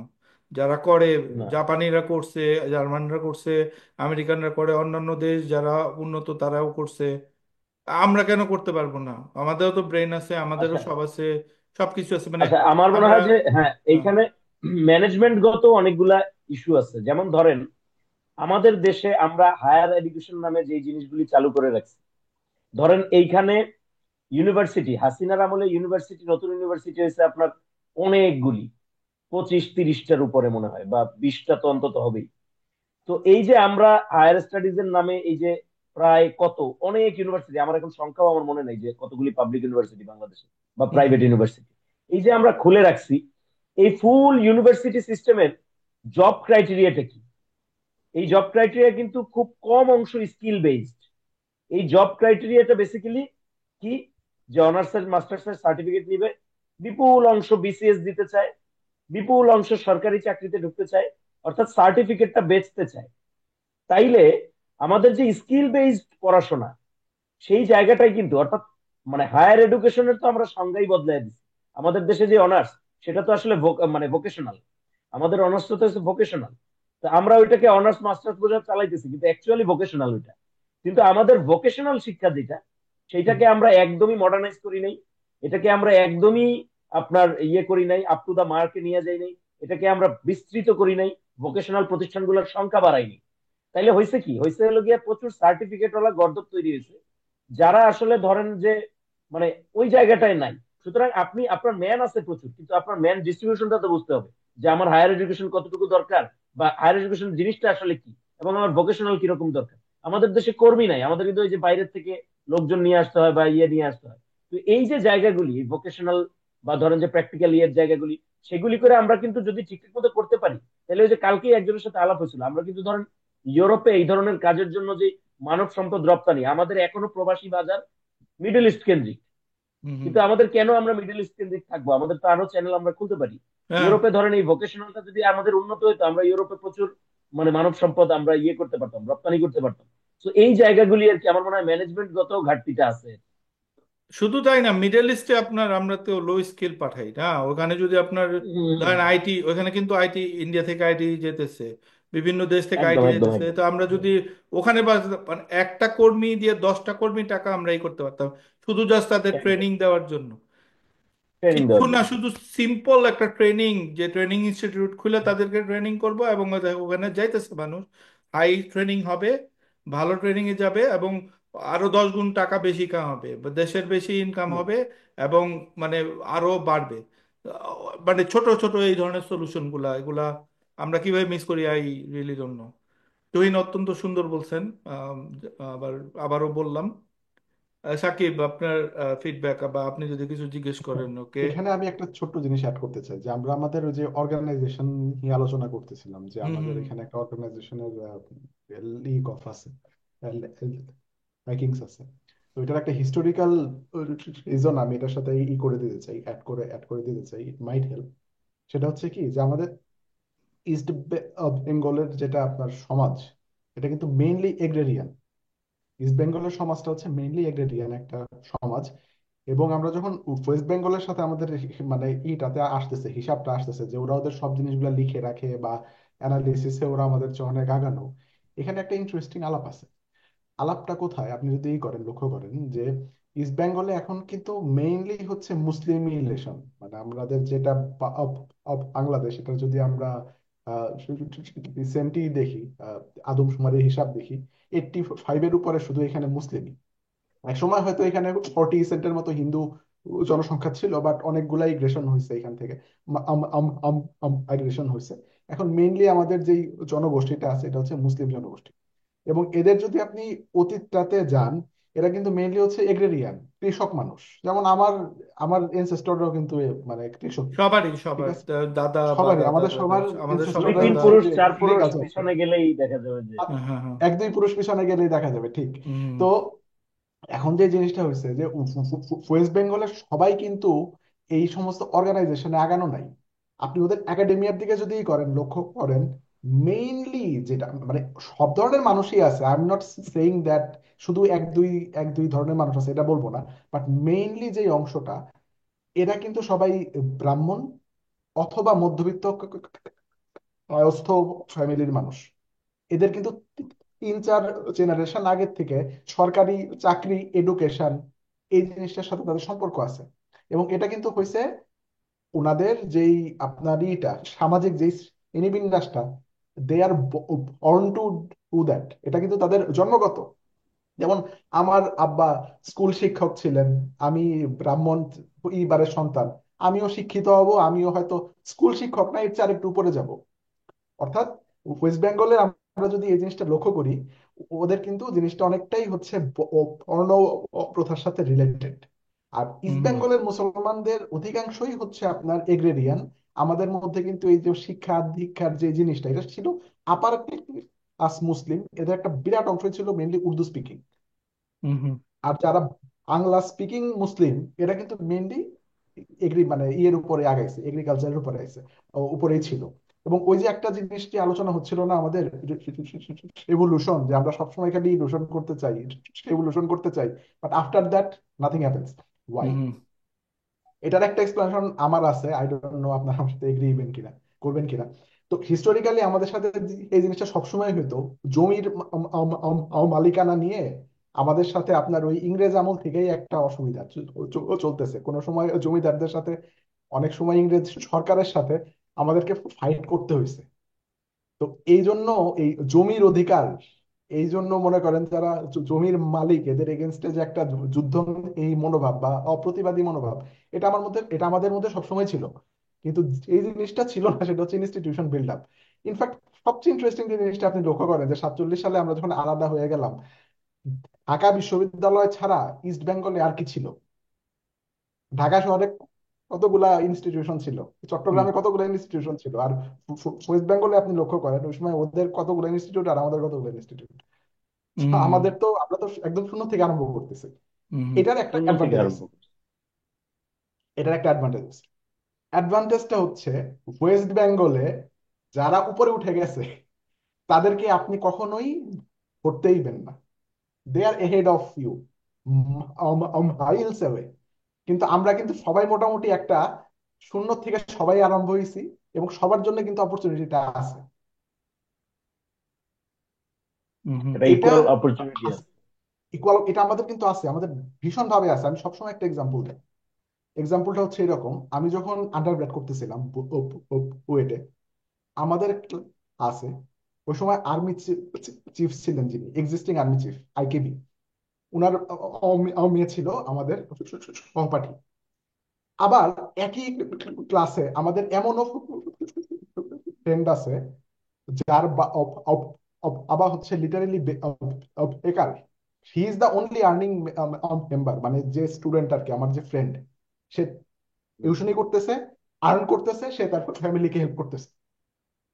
কোথায় আর্মি চিফ আর কোথায় হচ্ছে একটা সাধারণ, অতি সাধারণ ইরের একটা একটা ছেলে, তারা কিন্তু একই আছে, একই লেকচার শুনতেছে। এই জিনিস কি ইন্ডিয়াতে সম্ভব? ইন্ডিয়ান আর্মি চিফের মেয়ে কি কোনো সময় একটা এরকম সাধারণ ঘরের ছেলের সাথে এক ইউনিভার্সিটিতে পড়তে আসবে? পাকিস্তানে তো জিনিসটা অকল্পনীয়। আমার যারা এখানে পাকিস্তানি ফ্রেন্ড আছে, ওদেরকে আমি সবাইকেই এই একটাই নয় জিজ্ঞাসা করি যে ইজ ইট পসিবল। ওরা অবাক হয়ে যায়।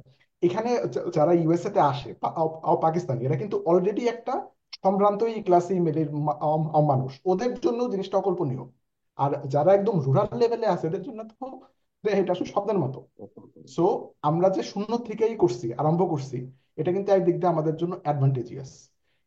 এবং এই যে আমাদের ইনস্টিটিউশন এই ড্যাপের যে একটা সীমাবদ্ধতা আছে, আমি যে জিনিসটাই করি, বিশ্বাস করি উইদিন 50 ইয়ার্স এটারও সমস্যার সমাধান হয়ে যাবে। কোথা থেকে সমাধান হবে?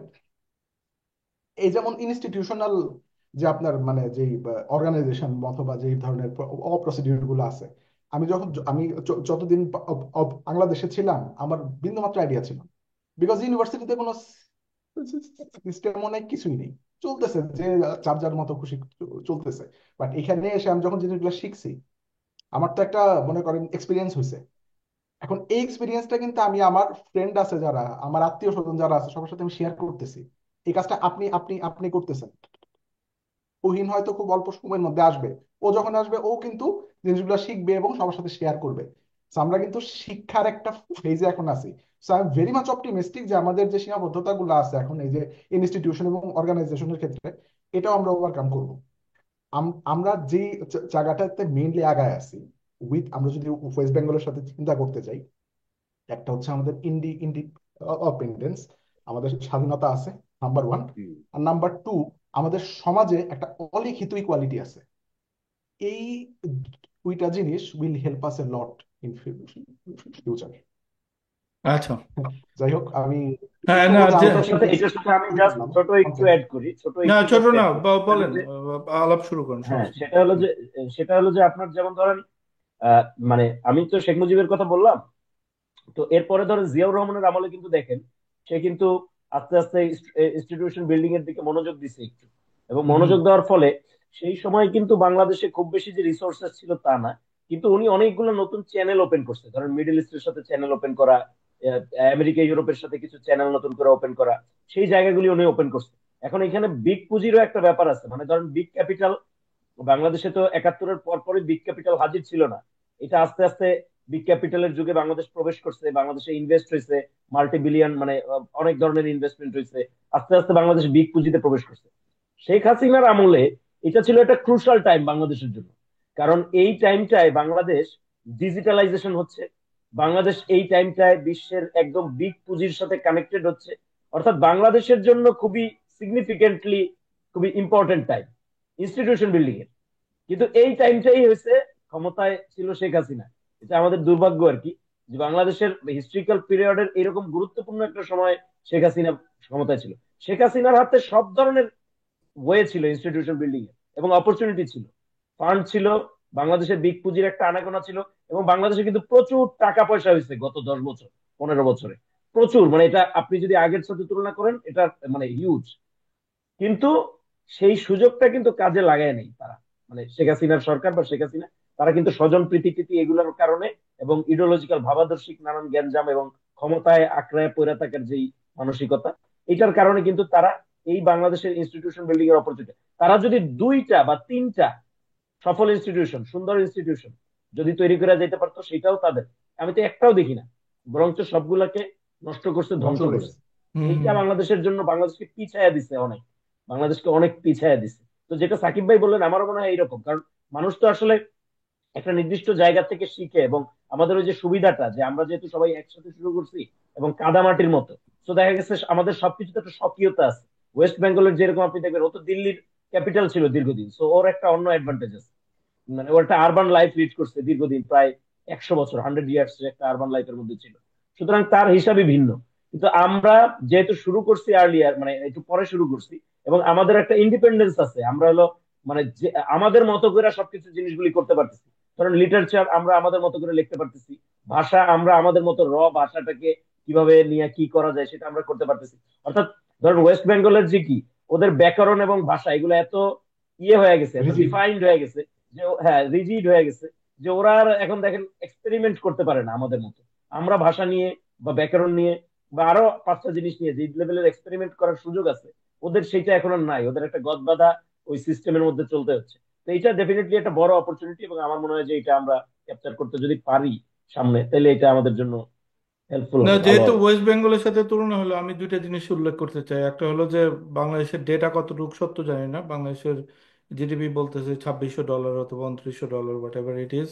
সেটা ওয়েস্ট বেঙ্গলের জিডিপির চেয়ে অনেক অনেক বেশি। বা ইভেন যদি বাংলাদেশের জিডিপি মানে $2000 মধ্যেও থাকে, $2000 মধ্যেও থাকে পার ক্যাপিটা, সেখানে বা অনেক আগে গেছে বাংলাদেশ বিভিন্ন জায়গা থেকেই, ইনফ্রাস্ট্রাকচারের দিক দিয়ে হোক অথবা স্বাধীনতার মানে এইটাই। এটা West Bengal is mayor Province in, ওটা তো আর মানে ইন্ডিয়ার কোনো একটা, তাও আবার পিছিয়ে পড়া প্রভিন্স। ওখানে গ্যাঞ্জাম হয়, টাটা কোম্পানি ওখানে যেতে গেলে ওখানে আন্দোলন হয়, বড় বড় মানে পুঁজি ওখানে ঢুকতে গেলে গ্যাঞ্জাম হয়। মানে ওই জায়গাটা ওইখানে মানে কোনো কিছু না, তারা ওয়েস্ট বেঙ্গলের মানুষ মাইগ্রেট হয়ে যেতেছে বাংলা ভারতের বিভিন্ন জায়গায়, তারা গিয়ে মাইর খায় বাঙালি হিসেবে। তো এগুলা কিন্তু আছে, এগুলা আছে। So সেই দিক দিয়ে আম- হুম, ওরা যতই শিক্ষিত এবং উচ্চ শিক্ষিত এবং হয়তো আমাদের যে লিটারেচারে কি আগে আছে একটু, কিন্তু আমি বলবো overall we are catching up. এবং হ্যাঁ আমরা ডেফিনেটলি। মানে আহ, মানে এটা মানে জাস্ট ইনএভিটেবল যে উইল জাস্ট সারপাস দেম। আমরা অর্থনৈতিকভাবে তো সারপাস আগেই করে ফেলছি, অর্থনৈতিকভাবে হোক। হুম হুম হুম ইভেন অনেক সূচকে আমরা কিন্তু ইন্ডিয়ার চেয়ে আগানো, যেমন চাইল্ড বার্থের ইয়ের মধ্যে, তারপর আম, বেশ কয়েকটা আরো সূচকের মধ্যে আমরা আসলে ইন্ডিয়ার চেয়ে আগে আছি, গোটা ইন্ডিয়ার চেয়ে, নট অনলি ওয়েস্ট বেঙ্গল, ইন্ডিয়ার চেয়ে। তো সেই দিক দিয়ে যদি বাংলাদেশে যে আসলে, এটা একটা আফসোসের ব্যাপার আমাদের যে শেখ হাসিনার বদলে যদি অন্য কেউ থাকতো, তাহলে আমাদের এই জিনিসটা আম, অনেক আগে যেত। আচ্ছা, আমি একটা শেষ কোয়েশ্চেন করবো আপনাদের দুজনের কাছেই, তারপর আমরা অলরেডি এটা সুন্দর একটা আলোচনা হয়েছে। আম, এটা আরো একটু কন্টিনিউ করা যেত, বাট আমাদের শেষ করতে হবে। সেটা হলো যে তুহিন, একটা জিনিস দেখেন, আহ, মানে আপনি যদি দেখেন যে পুঁজির যে ঘনত্ব অথবা যে অ্যাগ্রিগেশন, আপনি যদি 200 বছর 300 বছর এগুলারই দেখেন এবং বছরকে বছর এগুলার মানে এটার অ্যাগ্রিগেশন দেখেন, বাংলাদেশের বাজেট ছিল আপনার 400 কোটি টাকা, যে এই মুজিবের আমলে অথবা জিয়ার আমলে, ঠিক আছে, সেটা হচ্ছে এখন 700,000 কোটি টাকা। ঠিক আছে, তো আপনি চিন্তা করেন যে কি পরিমাণ উৎফলন এবং আপনার আমরা কত টাকা আপনার মানে আমরা মেক করতেছি। এবং একটা ভালো দেশ, একটা ভালো সিস্টেম, একটা ভালো সমাজ, একটা ভালো অর্গানাইজেশন অথবা ভালো একটা নেশন, আপনি যদি বলেন নেশন বিল্ডিং, সেটার উদ্দেশ্য আপনার একদম উদ্দেশ্য থাকবে। যদি আপনি একটা দুইটা পয়েন্ট বলেন, সেটা হলো যে এই যে অ্যাগ্রিগেটটা, যত টাকা আপনার ইনকাম হইলো গোটা দেশের, গোটা ইকোনমি, সেটার ডিস্ট্রিবিউশনটা যেন আপনি একদম তৃণমূল পর্যন্ত যেতে পারেন। ম্যাক্সিমাম ক্ষেত্রে যেটা হয় সেটা হলো যে অলিগার্ক থাকে, বা এটা আমেরিকাতে পুঁজিবাদী দেশগুলোতে অনেক বিশাল সমস্যা হয়েছে যে তাদের কাছে কাছেই আপনার ওই টাকাটা অ্যাগ্রিগেট হয়, ইয়ের মানুষরা মানে পায় না। কিন্তু যেহেতু এই দেশগুলো অলরেডি উন্নত হয়ে গেছে, সেহেতু তাদের অত প্রবলেম হয় না। কিন্তু বাংলাদেশের ক্ষেত্রে এটা জীবন মরণ সমস্যা। যদি ধরেন বাংলাদেশে এলন মাস্কের মতো বা এই ধরনের পুঁজিপতি তৈরি হতো, যে যাদের যার ধরেন $100 বিলিয়ন, কিন্তু দেখা যায় যে রাস্তার মধ্যে মানুষ মরতেছে অথবা তার বাসায় খাবার নেই 2 বেলা, সেটা একটা ডিজাস্টার সিচুয়েশন হতো। তো মানে আমি যেটা বলতে চাইতেছি সেটা হলো যে আলটিমেট উদ্দেশ্য, আপনি যদি বলেন একটা ভালো সরকারের, ভালো আহ, একটা সিস্টেমের, সেটার সেটার কেপিআই হলো যে আপনি কত টাকা মানে মেক করতেছেন, সেটা কি আপনি ভালো মতো ডিস্ট্রিবিউট করতে পারতেছেন কিনা। যে আপনার এই এই এই আপনার যেই কি বলে যেই ফলটা, যেই সরকারটা আসলো 5 বছরে, তারা দেখাইলো যে 6% করে জিডিপি হইতেছে। ওকে, আমাদের মানে $200 বিলিয়ন আমরা ইনকাম করছি। এই $200 বিলিয়ন কি আপনি ডিস্ট্রিবিউট করতে পারতেছেন কিনা। তো মানে বাংলাদেশ, আপনারা তো মানে এই লেভেলে চিন্তা করেন, আপনারা কি দেখেন যে এইগুলা কি এটা পসিবল, নাকি জাস্ট আমরা ইউটোপিয়ান চিন্তা ভাবনা করতেছি? বাংলাদেশে আসলেই কি এত সুন্দর এরকম সিস্টেম তৈরি করতে পারবে, যে আমরা এরকম একটা সিস্টেম তো দিতে পারবো যেখানে যে আসলে মানে মানুষ ইকোনমির সুফলটা বাংলাদেশের মানুষ পাবে যে। আচ্ছা, দেখেন, এই যে আমাদের যেই, আমি জাস্ট থিওরিটিক্যাল একটা ইয়ে দিয়ে শুরু করি আর কি, আস্পেক্ট দিয়ে শুরু করি। সেটা হলো আমাদের সংবিধানের সমাজতন্ত্র ছিল 4 মূলনীতির মধ্যে। শেখ মুজিবুর রহমান সমাজতন্ত্র রাখছিল বেসিক্যালি আপনার ওই আসপেক্টটা চিন্তা করে, মানে আহ, আহ, আহ, মানে যে সমাজতান্ত্রিক যারা, তাদের একটা চাপ ছিল। হ্যাঁ, সাম্যের জায়গাটা চিন্তা করে জিয়াউর রহমান পরে ওইটাকে ব্যাখ্যা করলেন সামাজিক ও অর্থনৈতিক সুবিচার। এবং জিয়াউর রহমানের আপনার একটা বই আছে, মানে বইটার নাম আমার খেয়াল নেই, কি যেন বইটার নাম। তো ওই বইটার মধ্যে জিয়াউর রহমান বাংলাদেশের জাতীয়তাবাদ এবং ওনার লক্ষ্য, ওনার পার্টির লক্ষ্য, এটা ব্যাখ্যা করতে যায় উনি বলতেছিলেন যে ওনার পার্টির দুইটা আলটিমেট লক্ষ্য। একটা লক্ষ্য হচ্ছে সম্পদের সুষম বন্টন, উনি এইভাবেই লিখছেন কথাটা। এবং এটা হচ্ছে ওনার চরম লক্ষ্য, ওনার রাজনীতির চরম লক্ষ্য হচ্ছে সম্পদের সুষম বন্টন। এবং হুম, আরেকটা লক্ষ্য ওনার, সেটা হচ্ছে এই যে মানে কি বলে, সামাজিক এবং এই যে ইয়ে, এটা হলো শান্তিপূর্ণ বহুদলীয় গণতন্ত্রের মাধ্যমে, শান্তিপূর্ণ বিপ্লবের মাধ্যমে ওই চরম লক্ষ্যটা অ্যাচিভ করা। অর্থাৎ লক্ষ্য হয়েছে ওনার সম্পদের সুষম বন্টন, পন্থা হয়েছে ওনার বহুদলীয় গণতন্ত্র এবং আপনার এইটা হুম, শান্তিপূর্ণ হুম। বিপ্লব, যেটাকে উনি বলছেন। হ্যাঁ, তো হ্যাঁ। এই গোটা আপনি যদি জিনিসটা চিন্তা করেন, মানে আমি এটা পড়ার পরে আমি মানে জিয়াউর রহমানের ভিশন নিয়ে চিন্তা করতে করতে আমার ওই জিনিসটা তখন মাথায় আসছে। মাথায় কি আসছে, যে জিয়াউর রহমান ভাবতেছেন যে বিপ্লব বিপ্লব হলো গিয়া ভাঙচুর, মারামারি, কাটাকাটি, এটা তো এক ধরনের বিপ্লব আছেই। জিয়াউর রহমান ওই লাইনে যাইতে চাননি, উনি শান্তিপূর্ণ এক ধরনের বিপ্লবের কথা বলছেন। এবং এই শান্তিপূর্ণ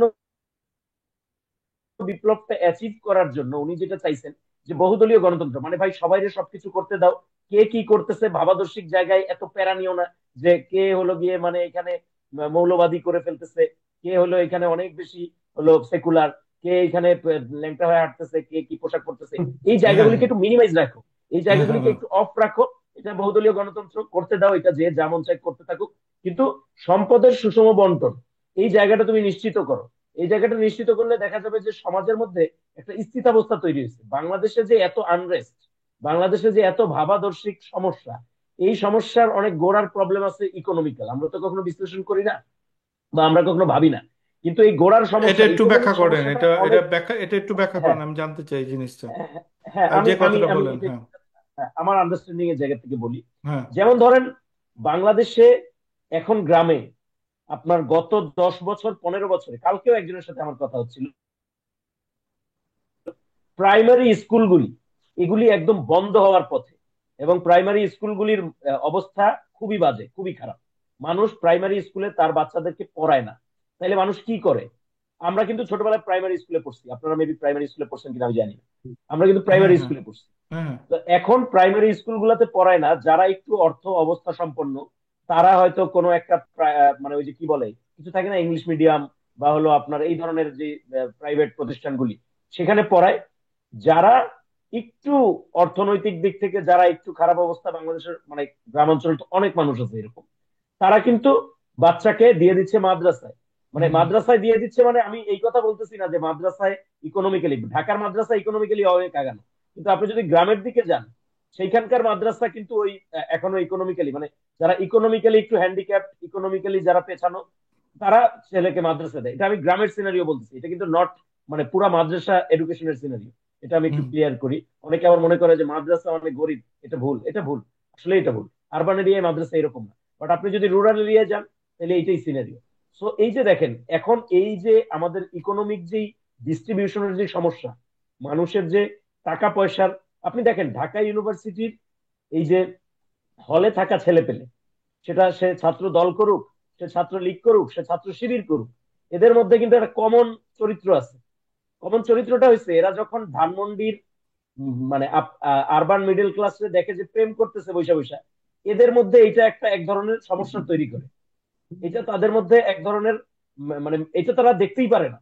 এবং আপনি ইনসিকিউরিটি। প্রত্যেকটা আপনি ছাত্র, হ্যাঁ ইনসিকিউরিটি, আমরা ছাত্রলীগের আমলেও দেখছি তারা হামলা করছে, মানে এই ধরনের কাপলকে হ্যারেস করে। এখনো আমরা দেখি এই ধরনের কাপল হ্যারাসমেন্ট হয়। এটার একটা অন্য দিক আছে, ধরেন আপনি যদি মোরাল বা এথিক্যাল এগুলা এগুলা ভিন্ন, বাট ইউনিভার্সিটির একটা ছেলের তো ধরেন যে ওই লেভেলে সেটা থাকার কথা না, কারণ সেও এরকম অনেক কিছুতে এঙ্গেজ। হ্যাঁ, হ্যাঁ, তো তার সমস্যাটা কি? তার সমস্যাটা হচ্ছে আমরা হলে থাকতে দেখছি, আমরা যেই লাইফটা লিড করি হলে, আমাদের ইকোনমিক্যাল যেই অবস্থা, মানে মানে যেই বাজে পরিস্থিতি, তাতে করে হয় কি যে আমরা একটা আসলে ইয়ের লাইফ লিড করি, খুবই মানবেতর একটা লাইফ লিড করি। এবং ওই লাইফটা লিড করার পরে ধরেন যে আমরা ওই যে যা যা বলি আর কি, মহান মহান কথাবার্তা যে আপনার এটা ওইটা, মানে অনেক বেশি স্বাধীনতা, লিবার্টি, লিবারালিজম, এটা ওইটা, এগুলো ভালো লাগে না এত। হ্যাঁ, হ্যাঁ, মানে এগুলি এত, মানে এগুলা এগুলা এত মাথায় ঢুকে না। আরে ভাই আমি আমার বেসিক, আমার তো বেসিক সমস্যা, আমি হ্যাঁ, এগুলা কোত্থেকে মাথায় ঢুকবে, লিবারালিজম টিজম এগুলো কোত্থেকে মাথায় ঢুকবে? এবং আপনি দেখেন আসুন্না ফাউন্ডেশন, আসুন্না ফাউন্ডেশন দিয়ে আপনি অনেক কিছু বুঝবেন বাংলাদেশে।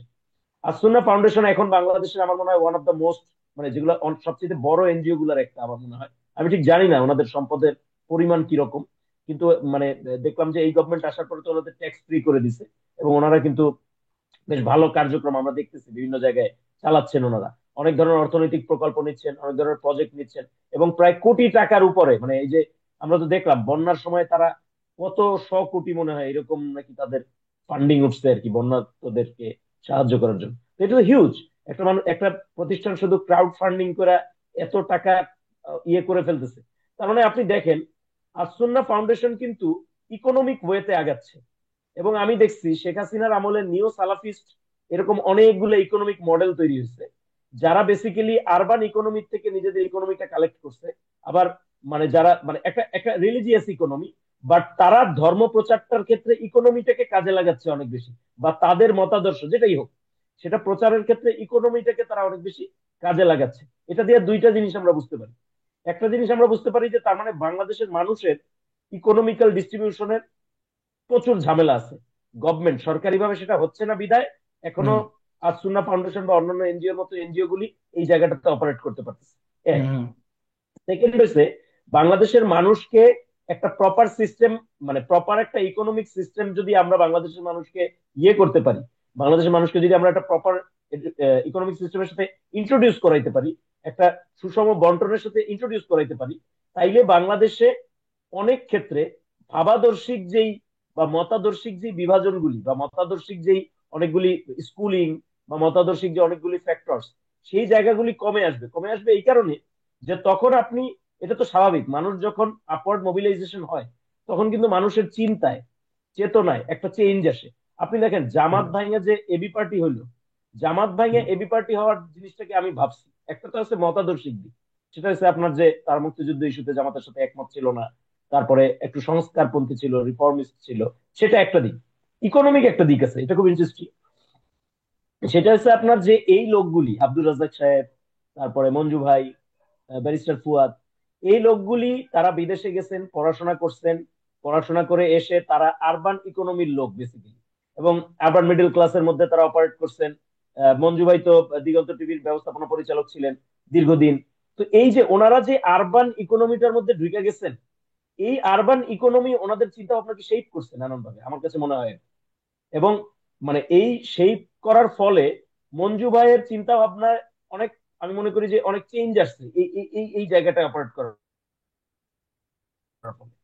কিন্তু যেই ধরেন যে লালমনিরহাটে জামাতের আমির, তার মধ্যে এই চিন্তাটা আমার কাছে মনে হয় যে তার ওই জায়গাটায় আসে না, কারণ সে একটা ডিফারেন্ট ইকোনমিতে সে অপারেট করে, একটা ডিফারেন্ট হুম, হুম, হুম। ইকোনমিক্যাল, কি বলে এটাকে, ডিফারেন্ট ইকোনমিক্যাল একটা জোনে সে অপারেট করে। সুতরাং আমাদের দেশ, আমাদের দেশে মফস্বল গুলায়, জেলা শহর গুলায় এখনো কিন্তু সেই মাত্রার, আপনি যদি বলেন যে মানে মডার্নাইজেশন শব্দটা তো এখন অনেক ফালতু ক্লিশে, তাও মানে ওই অর্থেই বলতেছি আর কি আমি, ওই ধরনের মডার্নাইজেশন বলেন প্রসেস বা আপওয়ার্ড মোবিলাইজেশন সেটা কিন্তু আমাদের মফস্বল গুলি তো ইভেন হয় নাই। গ্রামগুলোর কথা আপনি বাদই দেন, গ্রাম ইকোনমি সোললি ডিপেন্ডেন্ট অন আপনার এই যে রেমিটেন্স ইকোনমি, নট এটা যে আপনার হলো গিয়ে আমি আমি নোয়াখালীতে গেছি, নোয়াখালীতে আমি দেখছি একটা গ্রামের সব বাড়ি পাকা। কিভাবে হলো? সবাই বিদেশ থেকে। এটা নট যে আপনি দেশের ভিতরে কোনো ইকোনমি করে আপনি মানুষের উন্নতি করতেছেন, এটা হচ্ছে রেমিটেন্স ইকোনমি। রেমিটেন্স ইকোনমি দিয়ে লং টার্ম চিন্তা তো আপনি করতে পারেন না। একটা মানুষের না। চিন্তা ভাবনা পরিবর্তন, এটা আপনি রেমিটেন্স ইকোনমি দিয়ে করতে পারবেন না। একটা মানুষকে সমাজ পরিবর্তনের যে চিন্তা, সেটা আপনি রেমিটেন্স ইকোনমি দিয়ে করতে পারবেন না। এটা ডেফিনেটলি লোকাল ইকোনমি হইতে হবে। এবং লোকাল ইকোনমি মানে ইফেক্টিভ লোকাল ইকোনমি, যেটা আপনার চিন্তার সাথে কানেক্টেড। যখন আমরা আমাদের ইকোনমি চেঞ্জ করতে পারবো, তখন আমার কাছে মনে হয় যে আমাদের যে মতাদর্শিক বা ভাবাদর্শিক যে ডিভাইডেশন গুলি, সেগুলি থাকবে, থাকবে না যে তা বলতেছি না, কিন্তু সেগুলো অন্য শেপে যাবে। এখন যেই শেপটাই আছে, যে আপনি নরসিংদী গেছেন একটা ইয়ে পরা, স্লিভলেস পরা, সেখানে মানুষজন আপনাকে রেল স্টেশনে ঘিরা ধরছে যে স্লিভলেস আপনার কাছ থেকে খুলে নিবে, তুই অশ্লীল পোশাক পরছিস কেন। তো এই জায়গাটা থাকবে না, এই মতাদর্শিক ডিভাইডেশন তো থাকবে হয়তো, কিন্তু সেটা জাম্প করবে, সেটা একটা আপডেটেড ভার্সন আমরা পাবো। এবং হ্যাঁ, কিন্তু হ্যাঁ, এই জায়গাটা হলো ইম্পর্টেন্ট। এখন আপনি যেটা কোশ্চেন করছেন, আমি ওই কোশ্চেনটা আবার একটু আসি, যে আমাদের আসলে সম্ভব কিনা। আমার কাছে মনে হয় যে সম্ভব। কি কারণে বলতেছি, যে জিয়াউর রহমান তো একভাবে দেখাইছে, অনেক কম রিসোর্স নিয়ে একটা প্রপার, মানে প্রপার আপনি যখন একটা ইয়ে করবেন, ডিস্ট্রিবিউশন করবেন, এবং দেশ গড়ার জন্য আপনার যখন একটা প্রপার মাইন্ড এবং ইয়ে থাকবে, হার্ট থাকবে, যেটা জিয়াউর রহমানের ক্ষেত্রে আমার মনে হয় যে তার একটা প্রপার মাইন্ড ছিল। সেটা আর্মি থেকে আসার কারণে হয়তো তার একটা ট্রেইনড মাইন্ড ছিল। আর তার একটা হার্ট ছিল, একটা গুড হার্ট ছিল। সে চাইছে যে এই যে গ্যাঞ্জাম ট্যাঞ্জাম এত কিছু একটা স্বাধীনতার পরে হয়তো তার দিকে খারাপও লাগছে যে আমার কমরেডরা মারা যাচ্ছে, একটা বিপ্লব প্রতি বিপ্লব হচ্ছে, না দেশটা তো কিছু করা দরকার। তো এই গুড হার্ট এবং মাইন্ডের কারণে সে কিন্তু কম রিসোর্স নিয়ে অনেক কিছু করতে পারছে। আমার মনে হয় বাংলাদেশে এখন ইকোনমিক যে সাইজ, মানে আপনি যেটা বললেন যে আমাদের এখন বাজেট সাত, মানে 7,000 কোটি টাকা বা এরকম এরকম আমরা বাজেট করতেছি। বাংলাদেশের ইকোনমিক যে সাইজ, এবং ডক্টর মোহাম্মদ ইউনূস সাহেব এখন যেহেতু গভর্নমেন্টে আছেন, ওনার প্রতি যেটা সাকিব ভাই বলছেন, যে মানুষের অনেকগুলি চাওয়ার মধ্যে খুব মেজর চাওয়া একটা তো নির্বাচন, আর আরেকটা হচ্ছে ইকোনমি। যে আমাদের ইকোনমির যে বেহাল দশাটা হয়েছে, এই বেহাল দশাটাকে ইউনূস সাহেব হয়তো কিছু না কিছু করে, যেহেতু উনি ইকোনমিক্যালি সফল মানুষ, ইকোনমিক প্ল্যানিং এর ক্ষেত্রে সফল মানুষ, এবং ওয়েস্টের সাথে বিগ পুঁজির সাথে ওনার একটা ভালো সম্পর্ক, সোজা কথা। তো এই জায়গাটা থেকে ওনার প্রতি মানুষের একটা আকাঙ্ক্ষা আশা আছে। তো এখন ধরেন বাংলাদেশের যে সিস্টেম, সেই জায়গায় বাংলাদেশের ইকোনমির সাইজ বড়। এখন আপনার সামনে চ্যালেঞ্জটা হচ্ছে আপনি কিভাবে এটাকে প্রপার ডিস্ট্রিবিউশনের জায়গায় নিয়ে যাবেন। আপনি কিভাবে এমন একটা সিস্টেম তৈরি করবেন যেখানে প্রচুর জব ক্রিয়েট হবে, যেখানে প্রচুর একদম রুরাল এরিয়া পর্যন্ত সম্পদের একটা প্রপার ডিস্ট্রিবিউশনের জায়গায় আপনি যাইতে পারবেন। তো এইটা আমার কাছে মনে হয় যে আপনি যদি প্রপার একটা প্ল্যানিং করেন, আমাদের তো মন্ত্রণালয়গুলি আছে, আমাদের কিন্তু একটা নতুন সুযোগ তৈরি হয়েছে। আগে জবের ক্ষেত্রে কি হতো, কোটা সিস্টেম, তারপরে দলীয় বিবেচনা, ইত্যাদি ইত্যাদি ইত্যাকার নানান ইস্যু ছিল, যে ইস্যুগুলি, তারপর ঘুষ, ইত্যাদি ইত্যাদি। এখন এইখানে দুইটা কাজ আমাদের করতে হবে। একটা তো হচ্ছে ইনস্টিটিউশন বিল্ডিং, এক। সেকেন্ড হচ্ছে সিস্টেমেটিক্যালি দুর্নীতিকে আমাদের, মানে একটা মিনিমাম ওয়েতে দমন করতে, ওয়ে পর্যন্ত দমন করতে না পারলে এটা হবে না। মানে ধরেন ঘুষ, বাংলাদেশের চাকরির ক্ষেত্রে, জবের ক্ষেত্রে সবচাইতে বড় প্রতিবন্ধকতা হচ্ছে ঘুষ।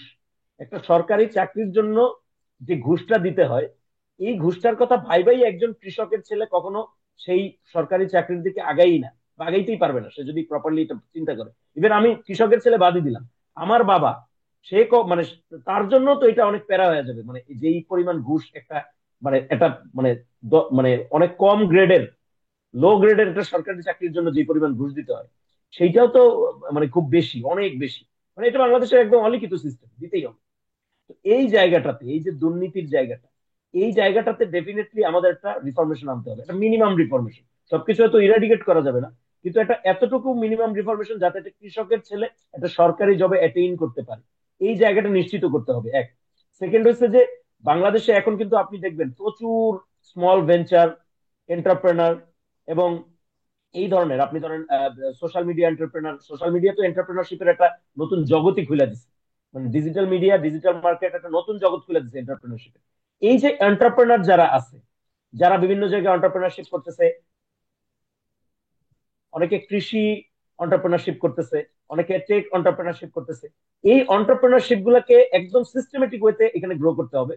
এবং যেগুলি ধরেন কিছু এন্টারপ্রেনারশিপ আছে সেগুলা প্রোডাক্টের সাথে যুক্ত, মানে প্রোডাক্ট বলতে আমি বলতেছি যে ধরেন সেগুলা যেমন ধরেন টেকনোলজি, টেকনোলজিক্যাল এন্টারপ্রেনারশিপ, সেটা তো আর বাংলাদেশে সে প্রোডাক্ট তৈরি করে না, সে হয়তো প্রোডাক্ট নানান ভাবে বেচতেছে, কোথাও থেকে আউটসোর্সিং করতেছে বা কিছু। কিন্তু ধরেন যে কৃষি, যেই এন্টারপ্রেনারশিপ, সেটা কিন্তু সে প্রোডাক্ট তৈরি করতেছে বাংলাদেশে, সে একটা কৃষি করতেছে, ক্ষেত খামারি সে করতেছে। এই যে বাংলাদেশের যে জমিগুলি আছে, এই জমিগুলির প্রপার ইউটিলাইজেশন, এবং আপনার কৃষকদের, মানে কৃষকদের ওই যে যেটা বাজার সিস্টেমের সাথে আবার কানেক্টেড, মধ্যস্বত্ব ভোগীরা যে পুরো জিনিসটা নিয়ে যাচ্ছে, এবং মধ্যস্বত্ব ভোগীরা, যেমন এখন দেখেন বাংলাদেশে কিন্তু এখন গ্রাম এলাকাগুলোতে মানে 10 টাকা একটা 1 কেজির ফুলকপি, এই বাঁধাকপি 10 টাকায় বিক্রি হচ্ছে, আরো কমে বিক্রি হচ্ছে। ঢাকার বাজারে আমি কিনছি 20 টাকায়। তাইলে কৃষক ধরেন যে 2-3 টাকা 5 টাকায় সে বেচতে পারে, আমি নট শিওর।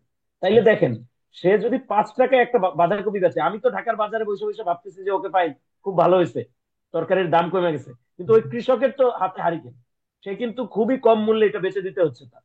তো এখানেই পয়েন্টটা যে কৃষক যাতে তার ন্যায্য মূল্যটা পায় প্রত্যেকটা তার যে ফসল, সেইটাও যদি নিশ্চিত করা যায়, ওইটা ওই চাকরির যে কথাটা বললাম ওইটার পাশাপাশি, তাহলে কিন্তু বাংলাদেশের কৃষকরা যে ধীরে ধীরে কৃষিকাজে হয়ে যাচ্ছে, অনাগ্রহী হয়ে যাচ্ছে। বাংলাদেশের অনেক কৃষক, আপনি দেখবেন গত 10 বছরে বাংলাদেশ ঢাকা শহরে যে রিক্সাওয়ালারা আসছে, তাদের 20% কোনো না কোনো কৃষি কাজ করতো।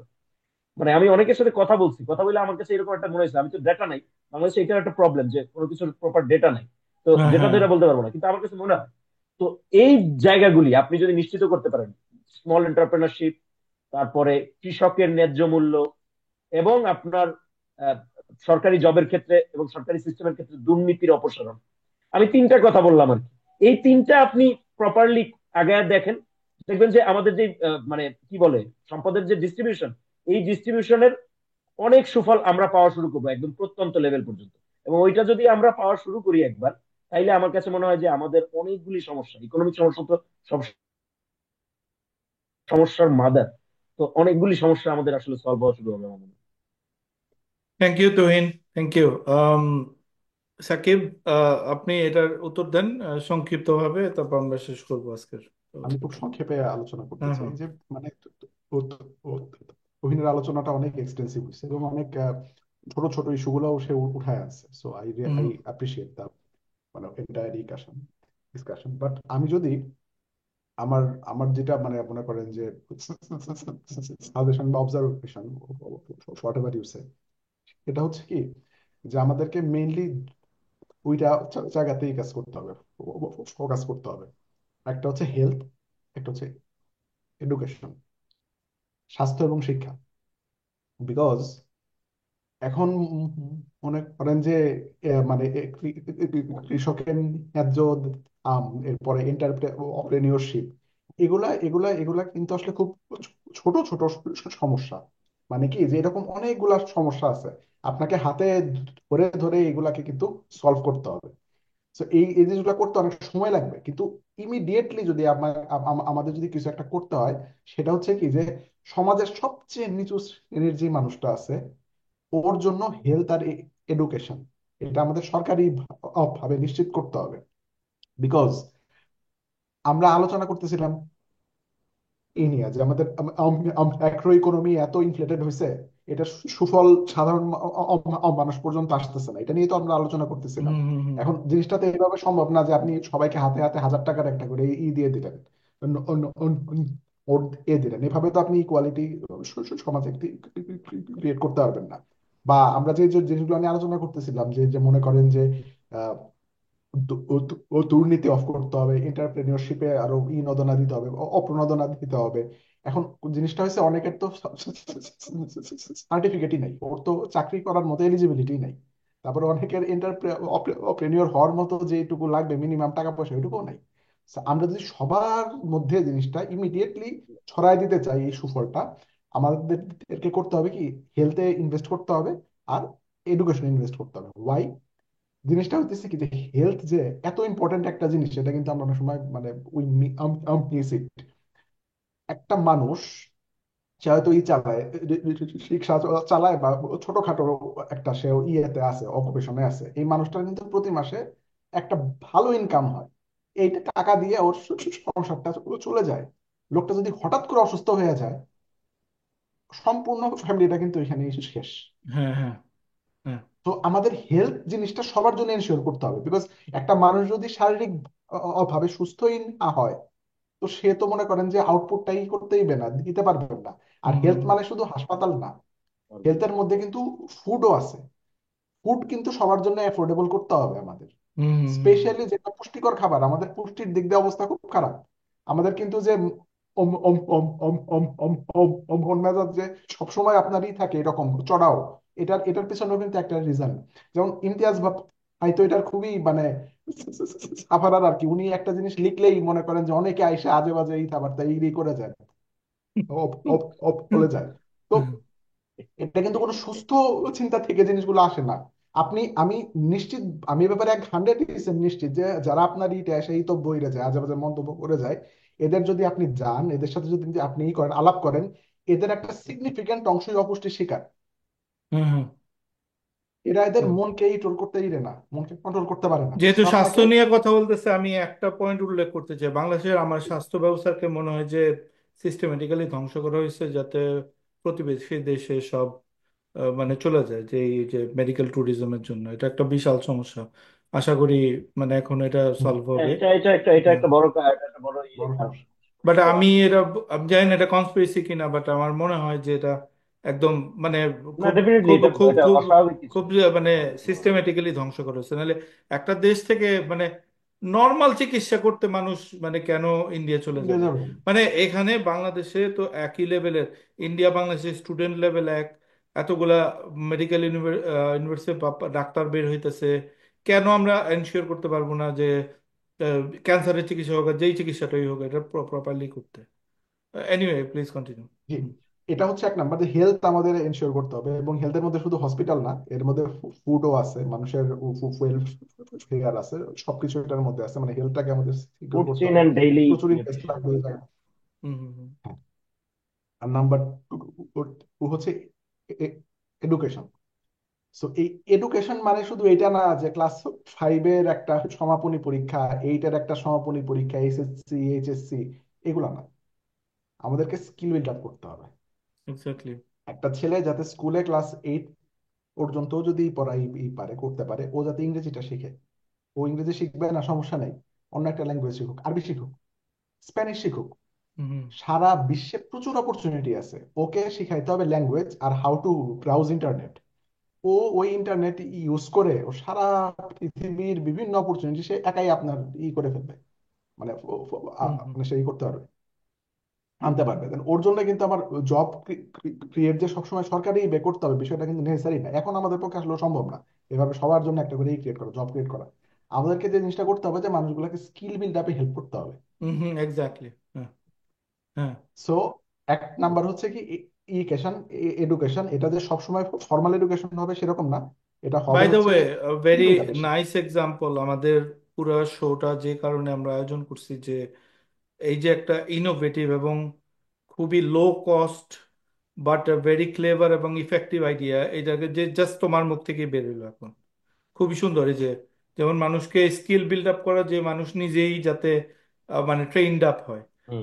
জাস্ট কিছু না, কিন্তু এটা লজিস্টিক্যাল ব্যাপার যে কিছু মানুষ এরা সুন্দর করে ডিসিশন নিবে, বাস এটা হয়ে যাবে। কিন্তু একটা পলিসি মেকিং এবং ডিসিশন মেকিং এর ব্যাপার খুব, অনেক কোটি কোটি টাকার কিছু নাই এখানে, হাজার কোটি টাকার কিছু নাই, শত কোটিও না, মানে মানে 4-5 কোটি টাকা বলে এই যে মানে একটা আপনি বিশাল জাস্ট একটাই একটা করতেছে। বাজার টার্গেট করবেন, সেই বাজারের জন্য আপনার কি ধরনের লজিস্টিক্স ট্রেনিং দরকার সেটা আপনি রিসার্চ করবেন, একটা ট্রেনিং ক্যাম্প বা সেন্টার বসাবেন, এবং আপনি পিপল হায়ার করা শুরু করবেন, দ্যাটস ইট। হ্যাঁ হ্যাঁ হ্যাঁ।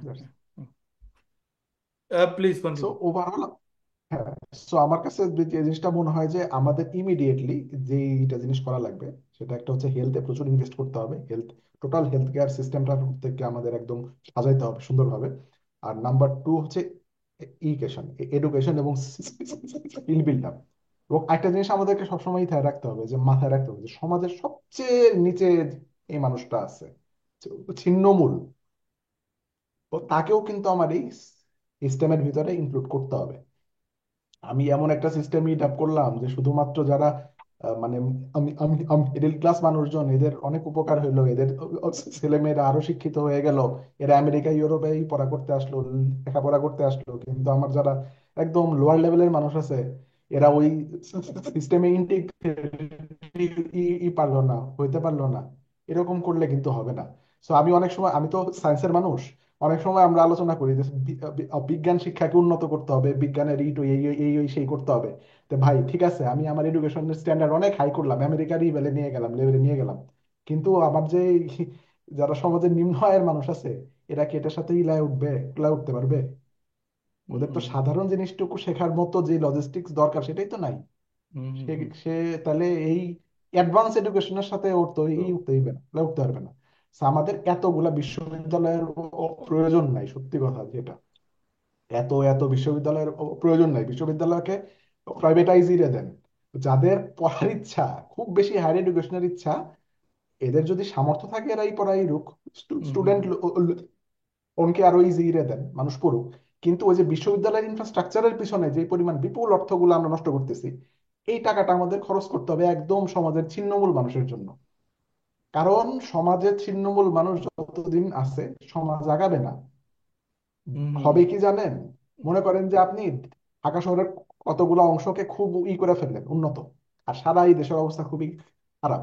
ওই যে সমস্ত উন্নত এলাকাগুলো আছে না, ওইখানে সবাই আসবে চিন্তাই করতে, চাঁদাবাজি করতে, অপরাধ করতে, সব কিন্তু চলে আসবে। হুম হুম হুম। ইভেনচুয়ালি হবে কি, সব মানুষ আসবে হচ্ছে ওয়েস্টে।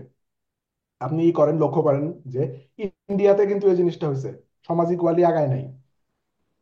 জয় শঙ্করের মতো মানুষ, যে ইন্ডিয়ার এই রাষ্ট্রমন্ত্রী, রাষ্ট্রমন্ত্রী, উনার ছেলে হচ্ছে আপনার আমেরিকার সিটিজেন, আমেরিকা অথবা ওয়েস্টের একটা ইয়েতে আর কি। মানে he is not Indian, he is not Indian citizen anymore. আর মানে হচ্ছে ইন্ডিয়ার যারা প্রিভিলেজড মানুষ, এরাই কিন্তু ইন্ডিয়াতে থাকতে চায় না। হ্যাঁ তো হ্যাঁ এইভাবে এইভাবে করলে তো একটা দেশ আগাবে না। এখন বাংলাদেশ তো ইপিজেড হবে না। আমরা অনেক সময় মানে একেবারে ই করে একটাই কথা বলি যে ওয়েট হচ্ছে একটা ইপিজেড। ওয়েট ইপিজেড এর জন্য যে একটা ক্লাসে 60 জনের মধ্যে 40 জনই ইভেনচুয়ালি ইয়েতে আসে, ওয়েস্টে আসে। এখন আপনি আমাকে আমাকে ওই করতে পারেন, যে প্রশ্ন করতে পারেন যে আপনিও তো আসছেন। হ্যাঁ, আমি আসছি, না বাট মানে হ্যাঁ but hmm hmm but minimum আমি যেটুকু হইতেছি করতেছি, যে আমার সমাজ নিয়ে আমি একটু হলেও চিন্তা করতেছি বা একটু এঙ্গেজ থাকার চেষ্টা করতেছি। বাট অন্য আরো যে 39 জন মানুষ আছে, এটা সেটাও করতেছে না, দে আর ফরগেটিং যে চার নামে যাক বাংলাদেশ, আমাদের এত চিন্তা করে লাভ নেই। তাহলে এটা করলে আমাদের হবে না। খালি প্রিভিলেজড মানুষজনকে আমরা মানে সুযোগ দিব, হ্যাঁ, এমন একটা সিস্টেম বিল্ড আপ করবো যাতে মিডল ক্লাসের উপকার হবে, মিডল ক্লাসের উপকার হবে, সেটা করলে হবে না। আমাদেরকে আগে চিন্তা করতে হবে, আমাদের মেইন যে লক্ষ্যটা সেটা হবে ছিন্নমূল মানুষ। হ্যাঁ হ্যাঁ হ্যাঁ ওরে মানে আগে আমার আন্ডার প্রিভিলেজ সিস্টেমের মধ্যে মানুষ ঢুকাতে হবে। মানে এই করতে হবে। আচ্ছা, হ্যাঁ, ঠিক আছে। ধন্যবাদ। এটা হ্যাঁ একটা ভালো কথা বলছেন, মানে মিডল ক্লাসকে আমাদের সবগুলা সরকার হলো টার্গেট করে ভোটের জন্য, যে মিডল ক্লাসকে খুশি করতে পারলে ভোটের ইকুয়েশনে আগে থাকা যাবে, যেহেতু মিডল ক্লাসই বেসিক্যালি ভোটটা প্রপারলি দিতে পারে, আর লোয়ার ক্লাস তো ভোট দেওয়াও লাগে না। তো এই কারণে আমাদের গভর্নমেন্ট গুলি ভোটের পলিটিক্স এর কারণে ইকোনমিক উন্নতির ক্ষেত্রে মিডল ক্লাসকে বেশি প্রাধান্য দেয়। ওই জায়গাটাও আমার মনে হয় রিথিঙ্ক করার জায়গা আছে। হ্যাঁ হ্যাঁ হ্যাঁ। না, সাকিব, খুব সুন্দর বলছেন, থ্যাংক ইউ। দর্শকরা আজকে আপনারা কিরকম মানে অনু উপভোগ করছেন জানি না, আমি নিজে পার্সোনালি অত্যন্ত উপভোগ করছি আজকে আলোচনা।